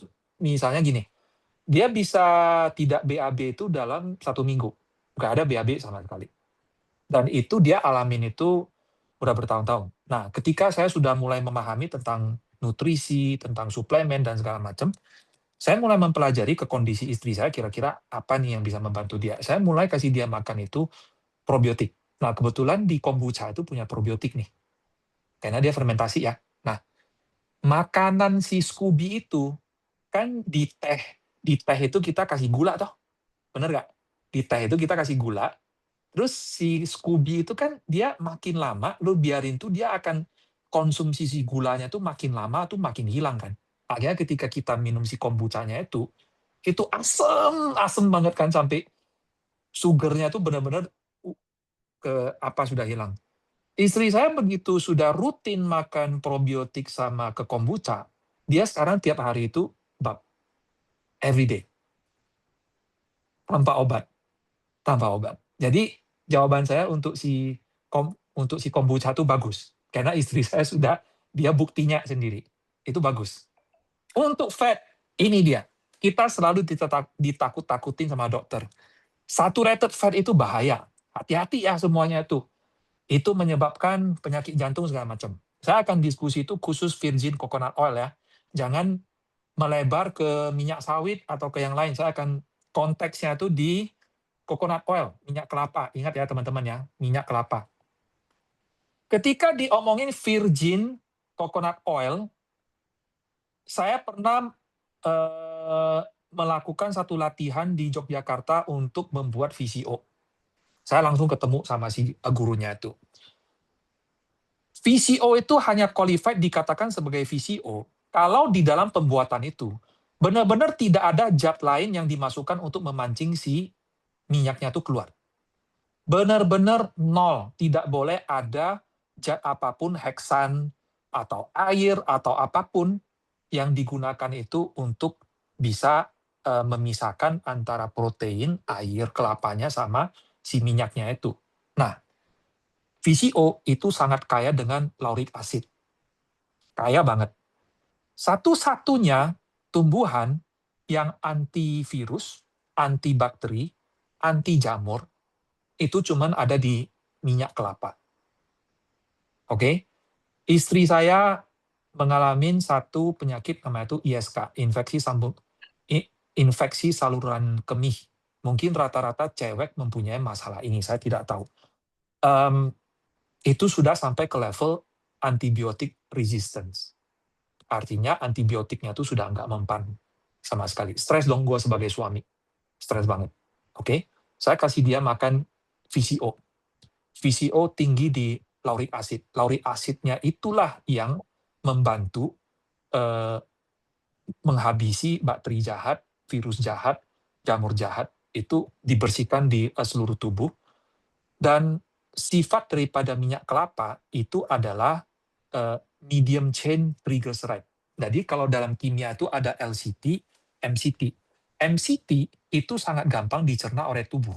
Makanya ketika orang rata-rata kalau sudah makan VCO, itu langsung kerasa itu punya energi gitu. Karena itu langsung dibakar jadi energi. Jadi itu enggak disimpan di dalam tubuh. Nah, VCO itu tidak boleh kena panas. Tidak boleh digoreng, tidak boleh ditumis. Itu benar-benar harus dimakan secara raw kayak extra virgin olive oil, kayak minyak zaitun. Itu benar-benar, cuman ya itu Anda harus bisa memastikan bahwa yang Anda beli itu benar-benar VCO. Itu sih benar-benar VCO. Jadi saya hanya bisa percaya itu kalau saya udah tahu si pembuatnya siapa, konsepnya seperti gimana, oke saya beli gitu. Saya bisa separno itu. Semoga menjawab ya. Iya Pak, kasih Pak. Soalnya saya juga buat kombucha sama VCO juga sih waktu dulu VCO saya pernah buat. Emang lama sih prosesnya Pak. Itu semalaman lebih. Iya buat VCO. Iya itu lama banget dan hasilnya gigit banget dia. Hasil minyaknya gigit banget dia. Itu saya pernah buat sendiri Pak. Parah banget itu. Lama iya. Bagus. Dan itu kalau nggak salah itu kita dari 3 butir kelapa itu barusan bisa menghasilkan 500 ml. Cuman itu. Nah, iya, jadi saya kalau lebih dikit, Pak. Oh, lebih dikit ya? Lebih Nah, dikit ini kalau saya.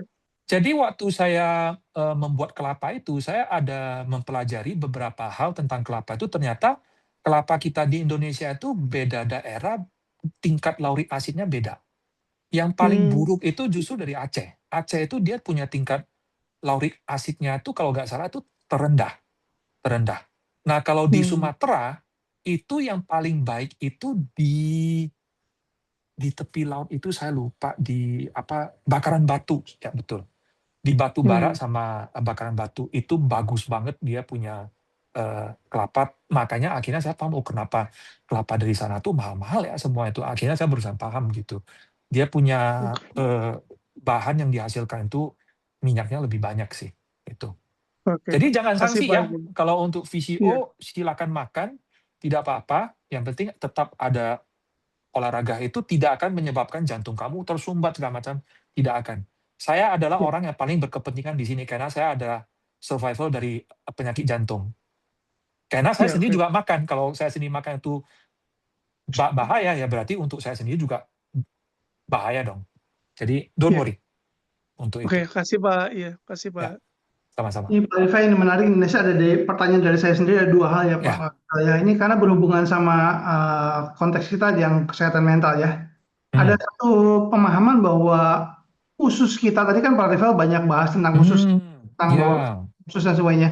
Ada betul. pemahaman dari sekarang itu bahwa usus kita adalah otak kedua, dalam pengertian Yes. bahwa semua banyak hal hormon-hormon seperti dopamin, neurotransmitter maksudnya, serotonin, endorfin itu diproses dari usus. Gimana tanggapan Pak Rival? Betul. Pertanyaan saya adalah dari saya mempelajari dari Dr. Amin, itu Daniel Amin, seorang psikiater yang neurolog yang ini ya, dia bilang bahwa otak kita itu 90% itu minyak gitu, fat ya. Jadi itu omega 3 itu sangat bagus sekali, itu omega 3 EPA dan DHA itu sangat bagus Ya. sekali kepada kesehatan otak. Gimana respon Pak Rival soal ini? Oke. Saya sebenarnya tidak rencana berbicara sejauh ini ya, khususnya untuk ke omega 3. Tapi berhubung karena sudah ditanya, saya harus menjelaskan dengan sangat tuntas.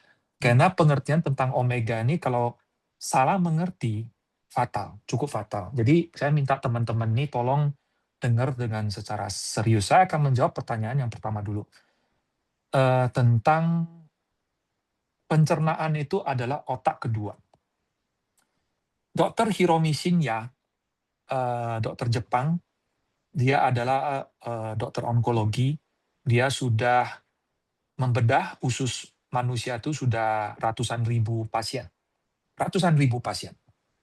Oke, dia sudah melihat segala jenis bentuk ususnya pasien itu seperti apa. Oke. Anda tahu serotonin itu 90% itu diproduksi oleh usus, bukan di otak. Oke.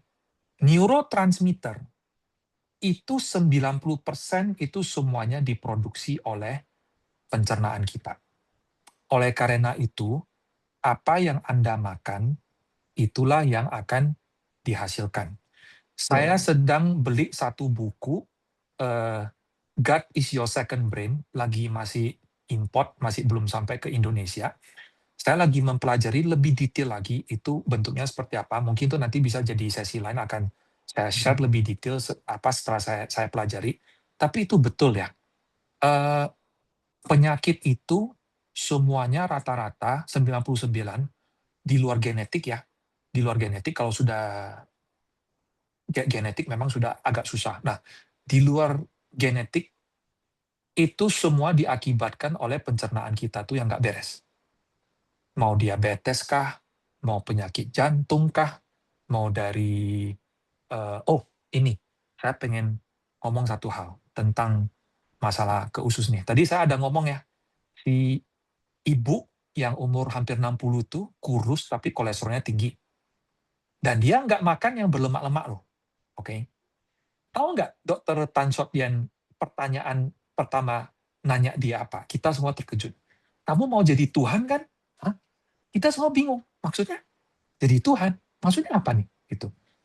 Lu pasti ada hal-hal yang kamu stres tuh yang di luar kontrol diri kamu tuh, kamu pengen kontrol kan? Kamu nggak puas kan? Makanya kamu pikirin terus kan? Gue bener-bener nggak nangkep saat itu. Apa hubungan sama kolesterol? Gitu kok pertanyaannya sama seperti itu gitu. Bingung kan? Terus jawab si ibunya, iya. Loh, saya bingung gitu. Kok dijawab iya pula? Apa hubungannya dengan kolesterol? Barusan dijawab sama Ibu Ketan Sotyen. Kalian tahu nggak? Sumbangsi kolesterol makanan atas tubuh kita itu cuma 30%. 70% kolesterol kita itu diproduksi oleh tubuh kita, terutama otak. Itu jawabannya. Jadi liver kita tuh justru, otak sama liver kita tuh justru memproduksi lemak. Jadi orang yang stres itu, jangan heran kalau misalnya dia tidak makan makanan yang berlemak tinggi, kolesterolnya bisa tinggi dan kurus pula, nggak gemuk, nggak gendut. Aneh. Tapi itulah kenyataannya gitu loh. Nah, jadi stres itu, depresi itu adalah pemicu banyak penyakit, teman-teman. Banyak. Saya juga kena stres itu, penyakit jantung muncul. Nah, ini efek stres itu ke tiap orang itu beda-beda. Ada orang lari ke stroke, ada orang lari ke jantung lah, ada orang lari ke entah kemana-mana gitu loh. Beda-beda gitu ke ini efeknya gitu. Nah, jadi saran saya untuk teman-teman, pikiran itu jangan terlalu banyak merenung, jangan terlalu banyak apa, itu beraktivitas terus ya. Maksudnya jangan biarkan kita tuh terlalu banyak pikiran kita entah melayang kemana-mana, yang udah lewat udah kita pikirin terus segala macam. Udah deh, jangan gitu. Kita tetap harus belajar itu untuk bisa ke kontrol diri kita. Nah, terusan yang kedua tadi pertanyaannya ke yang kayak apa ke tadi yang soal Omega 3. ya, yang soal omega 3. Ibu Vicky ya, oke. Siap. Udah mau leave dulu. Oke, baik. Teman-teman, untuk omega 3 gini. Tolong dengar baik-baik. Anda kalau search Google tentang omega 3 akan mendapatkan jawaban yang sangat beragam. Saya research tentang omega 3 itu tahunan, 1 tahun. 1 tahun saya bingung sekali. Ada orang bilang secara riset omega 3 itu membahayakan kita, ada orang yang bilang omega itu secara clinical trial itu sehat untuk kita. Saya dihadapkan dengan 2 jawaban tuh yang sangat bertabrakan. Bingung saya sebenarnya. Ini sebenarnya omega 3 ini bagus atau enggak? Kenapa yang satu bilang ini enggak bagus, kenapa satu ini bilang bagus gitu. Akhirnya saya pelan-pelan pelajari. Saya dengar banyak-banyak podcast dari Dr. Berg, Dr. Baritan, beberapa orang-orang yang lain, dan saya juga baca si kontroversialnya, kenapa ini tidak bagus, macam saya bandingkan gitu.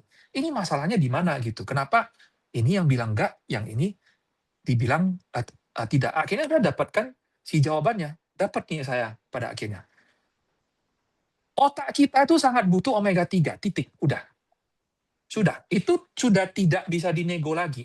Intinya, omega 3 itu adalah makanan untuk otak. Makanya, saya juga orang yang bekas stres dan segala macam, saya agak khawatir dengan keadaan anak saya, mana tahu ada kecenderungan stres segala macam kan. Saya dari kecil tuh sudah kasih ke konsumsi omega 3. Yang Anda harus perhatikan benar-benar adalah ini. Omega 3 adalah jenis minyak yang sangat gampang busuk. Rancit itu bahasa Indonesianya apa ya? Ya buruk lah ya, maksudnya jadi degrade ya, jadi tidak bagus gitu. Omega 3 itu berasal dari tumbuhan laut, namanya itu algi. Algi dimakan oleh ikan, terus si omega 3-nya itu diekstrak dari tubuh ikan. Nah, omega 3 yang tidak diproduksi dengan benar, ketika sudah dibungkus dengan ke kapsul, terus tidak ada antioksidan yang ditambah ke dalam, terus secara storage-nya botolnya salah, transparan pula, kelihatan pula dalam-dalamnya, ditembus sinar matahari segala macam, diekspor pakai kapal, sampai ke pelabuhan berbulan-bulan barusan sampai ke Indonesia, dari Indonesia masuk ke gudangnya si supplier, dari supplier dimasukin ke supermarket misalnya, dari supermarket duduk lagi, dari sana tuh nggak langsung beli lagi. Dari produksi sampai benar-benar dibeli, itu bisa jarak 1 tahun. Kalau itu storage-nya nggak benar, cara produksinya nggak benar, omega 3 itu kalau dimakan, itu justru bahaya. Itu justru jadi makan Udah itu... keras dong. Ya, gimana? Sorry. Ya, lanjut. Oke. Nah, justru di omega 3 itu justru itu ketika dimakan itu justru dia efeknya itu bukan baik jadinya itu.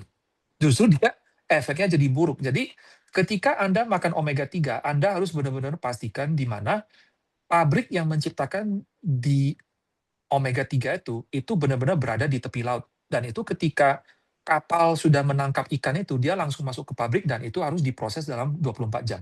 Kalau enggak, resiko untuk menjadi rancid itu sangat tinggi. Karena omega 3 itu sangat delicate ya, sangat delicate, dia sangat gampang busuk. Tapi kalau ketika diproses dengan benar, itu tidak ada masalah. Ternyata itu masalahnya, ada di sana itu.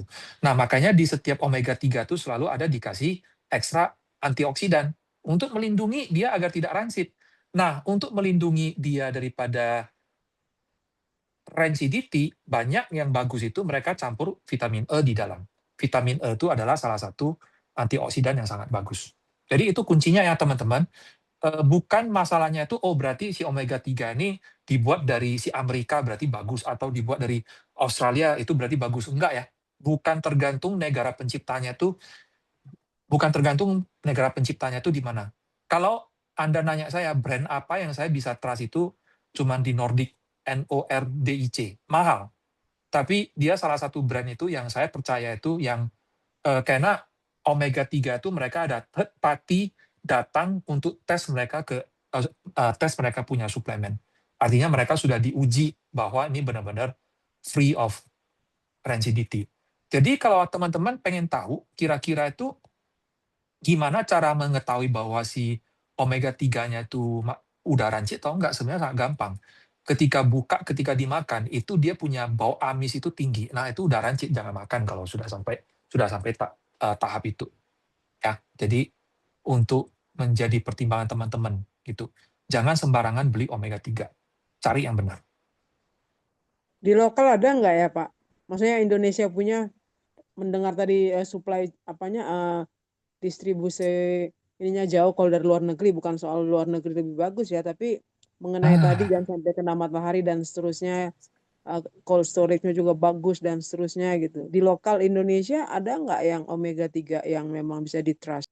Nah, itulah makanya jujur sampai sejauh ini saya sering sekali masuk ke Guardian, masuk itu ke ada satu lagi itu yang selain Guardian, Watson ya, atau Ya, apa deh. Ya, Watson beberapa itu saya selalu ambil mereka punya omega 3. Aduh. Ya, dan itu saya nggak pernah beli sih. Maaf. Saya belum ketemu. Kalau saya ketemu pun saya sampai sekarang tuh saya nggak akan susah-susah tuh beli dari iHerb atau dari apa gitu. Saya selalu beli dari luar lewat forwarder, import ke Indonesia gitu. Pohat, saya nggak bisa endorse apapun tuh yang dari Indonesia kalau untuk yang omega 3. Maaf. Belum. Baik, masih ada pertanyaan dari teman-teman? Satu Ngeri lagi juga ya, Pak. Poor banget ya. Makan ikan aja lah dari Natuna atau dari Maluku. Ya, betul. Yang segar, yang belum terkontaminasi, jangan dari yang correct. Jakarta Utara. Yes. Saya sangat setuju, silakan semua itu makan ikan aja deh. Yang penting jangan ikannya tuh yang dari Jakarta. Benar-benar jangan Jakarta deh. Dari yang luar kota deh, yang bebas dari kontaminasi merkuri itu loh. Tolong deh. Ya itu. Makanya saya sebenarnya punya satu vision ya. Buka satu organic house di Medan itu benar-benar kita bertanggung jawab bahwa setiap yang kita hadirkan itu benar-benar bebas pestisida, nutrisinya bagus. Saya punya cita-cita itu sih, cuman tidak segampang diomongin gitu. Maksudnya banyak effort yang harus dilakukan. Ya tapi, satu lagi teman-teman. Ada satu omega 3 yang bukan berasal dari ikan. Dari kacang-kacangan, walnut. Heran ya, walnut itu bentuknya mirip otak. Dan itu cukup murah. Nah itu cukup murah loh. Walnut, WALNUT. Kenari itu, kenari kalau yang tahu buah kenari. Oh, buah kenari ya? Oh, oke. Baik. Nah, walnut itu sangat tinggi di jenis alpha-linoic asidnya di ALA. Kemudian nanti setelah makan tubuh kita tuh akan ke-convert ke DHA dan EPA. Nah, jadi ada alternatif lain nih bagi teman-teman yang pengen makan yang ke omega 3 kalau kerasa yang kapsul omega 3 itu mahal, boleh tuh makan walnut. Bagus. Silakan beli. Dari dunia tumbuh-tumbuhan omega 3-nya. Satu trik. Nggak terlalu mahal sih itu. Semoga menjawab ya, Bu Maria. Ya, terima kasih Pak. Siap. Baik, ini ada kiranya ada yang mau tanya lagi atau cukup aja? Terakhir lah ya. Saya mau bertanya terakhir, Terakhir Bu Heni ya, terakhir ya. Oke, silakan Bu Heni. Pak Rifai, saya mau bertanya. Saya biasanya membelikan mama saya telur yang mengandung omega 3. Menurut Pak Rifai itu bagaimana telur yang mengandung omega 3 itu bagaimana? Saya sampai detik ini nggak masuk ke pikiran saya itu apakah disuntikkan zat omega 3-nya ke dalam telur atau bagaimana? Ya, gini, omega 3 dalam telur itu bukan disuntik. Itu cuman artinya si ayamnya tuh dikasih makan makanan yang pakannya tuh yang tinggi omega 3. Sebenarnya cuman itu doang sih. Jadi kalau ditemukan omega 3 pun itu dosisnya sangat kecil. Itu sih sebenarnya. Jadi bukan si telurnya itu disuntik omega 3 nggak bisa. Dia ambil omega 3-nya dari mana? Nggak bisa seperti itu. Jadi dia kasih ke makanan si ayamnya itu makan pakannya yang lebih kayak omega 3. Tapi jujur ya, bagi saya itu cuman gimmick marketing sih. Ada sih omega 3-nya, ada, cuman itu dikit. Nggak akan terlalu pengaruh banyak sih sebenarnya. Setuju, Lu kalau Pak. bener, Setuju. Gimmick marketing, Pak. Hah? Harganya 2 kali lipat loh itu. Iya, makanya itu cuan banget sih kalau kalau secara bisnis ya. Padahal yang dimakan tuh aduh biasa aja deh bener itu. Lu kalau bener-bener mau makan omega 3, makan ikan deh atau walnut. Memang di telur itu sendiri juga ada omega 3 ya, tapi itu enggak signifikan, enggak signifikan.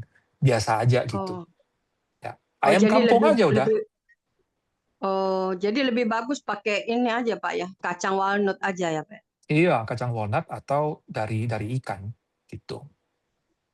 Kalau ikan apa Pak yang banyak mengandung omega 3? Salmon tuh salah satu ya, salmon. Salmon, sardin termasuk juga salah satu. Ada satu lagi tuh yang sangat terkenal yang barusan di riset juga ternyata ikan bawal itu tinggi sekali dia punya omega 3.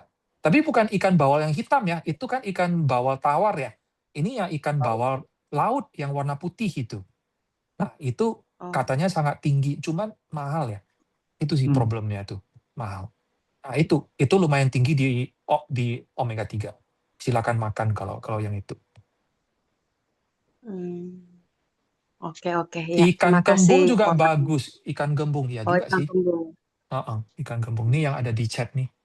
Betul. Ikan kembung ya. Ya. Oke. Semoga Terima kasih membantu. jawabannya Pak Rifai. Ya, terima kasih Pak Rifai. Ya, Makasih. semoga membantu ya teman-teman semuanya. Ya, terima kasih Pak Rifai untuk untuk sharingnya ya, puji Tuhan ya. Amin. Kita mau tutup malam hari ini. Saya minta Ibu Firda tutup dalam doa ya, Ibu Firda ya. Ya, boleh. Ini luar biasa ya, training kita malam ini hampir 2 jam, tapi semua bertahan loh.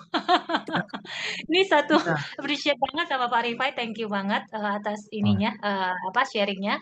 Dan Sama-sama. teman-teman juga thank you udah hadir dan bertahan sampai kita final ini ya sharingnya ya. Nah, kita tutup dalam doa. Bapa, dalam nama Tuhan Yesus, terima kasih Tuhan atas ilmu yang udah Pak Rifai sharingkan. Kami percaya itu memberkati kami sebagai seorang penyintas, seorang caregiver. Apa yang kami dapatkan Tuhan, apa yang udah kami terima, biarlah kami belajar praktekkan dalam kehidupan kami. Kami sadar akan nutrisi, kami bisa sadar minum suplemen juga untuk kesehatan kami, karena Engkau juga Tuhan pasti menginginkan kami pulih secara utuh Tuhan Yesus, secara holistik tubuh kami juga Amin. sehat Tuhan. Ya. Kami Tuhan, Pak Rifai juga semua, biar ilmu yang beliau pelajari dapatkan juga boleh di-sharingkan, dapat menjadi berkat juga buat yang masyarakat luas. Terima kasih ya Tuhan, dan juga teman-teman yang udah biar diberkati semua, biar kami juga makin lebih bagus lagi dan lebih sehat lagi. Terima kasih Tuhan Yesus. Dalam nama Tuhan Yesus kami berdoa dan syukur. Haleluya. Amin. Amin. Ya, bagi teman-teman nanti kalau misalnya ada yang sanksi tentang ke suplemen atau apa-apa ya boleh nanya di grup aja, nanti melalui ke Pak Jeffrey itu bisa dijawab ya. Nggak apa-apa. Terima kasih semuanya. Terima kasih. Oke, selamat malam semua. Hanil. Selamat malam. Bye. Terima kasih Pak Rifai. Sama-sama. Pak Rifai. Selamat malam. Malam. Tuhan berkati. Malam semuanya. Tuhan Malam berkati. semua, Bu Eni. Puji Tuhan. Seru juga ya. Ya lumayan lah ya. Thank you ya. Ya, sama-sama. Oke, Gua cabut dulu ya. Oke, siap. Bye. Blessing ya. Yo.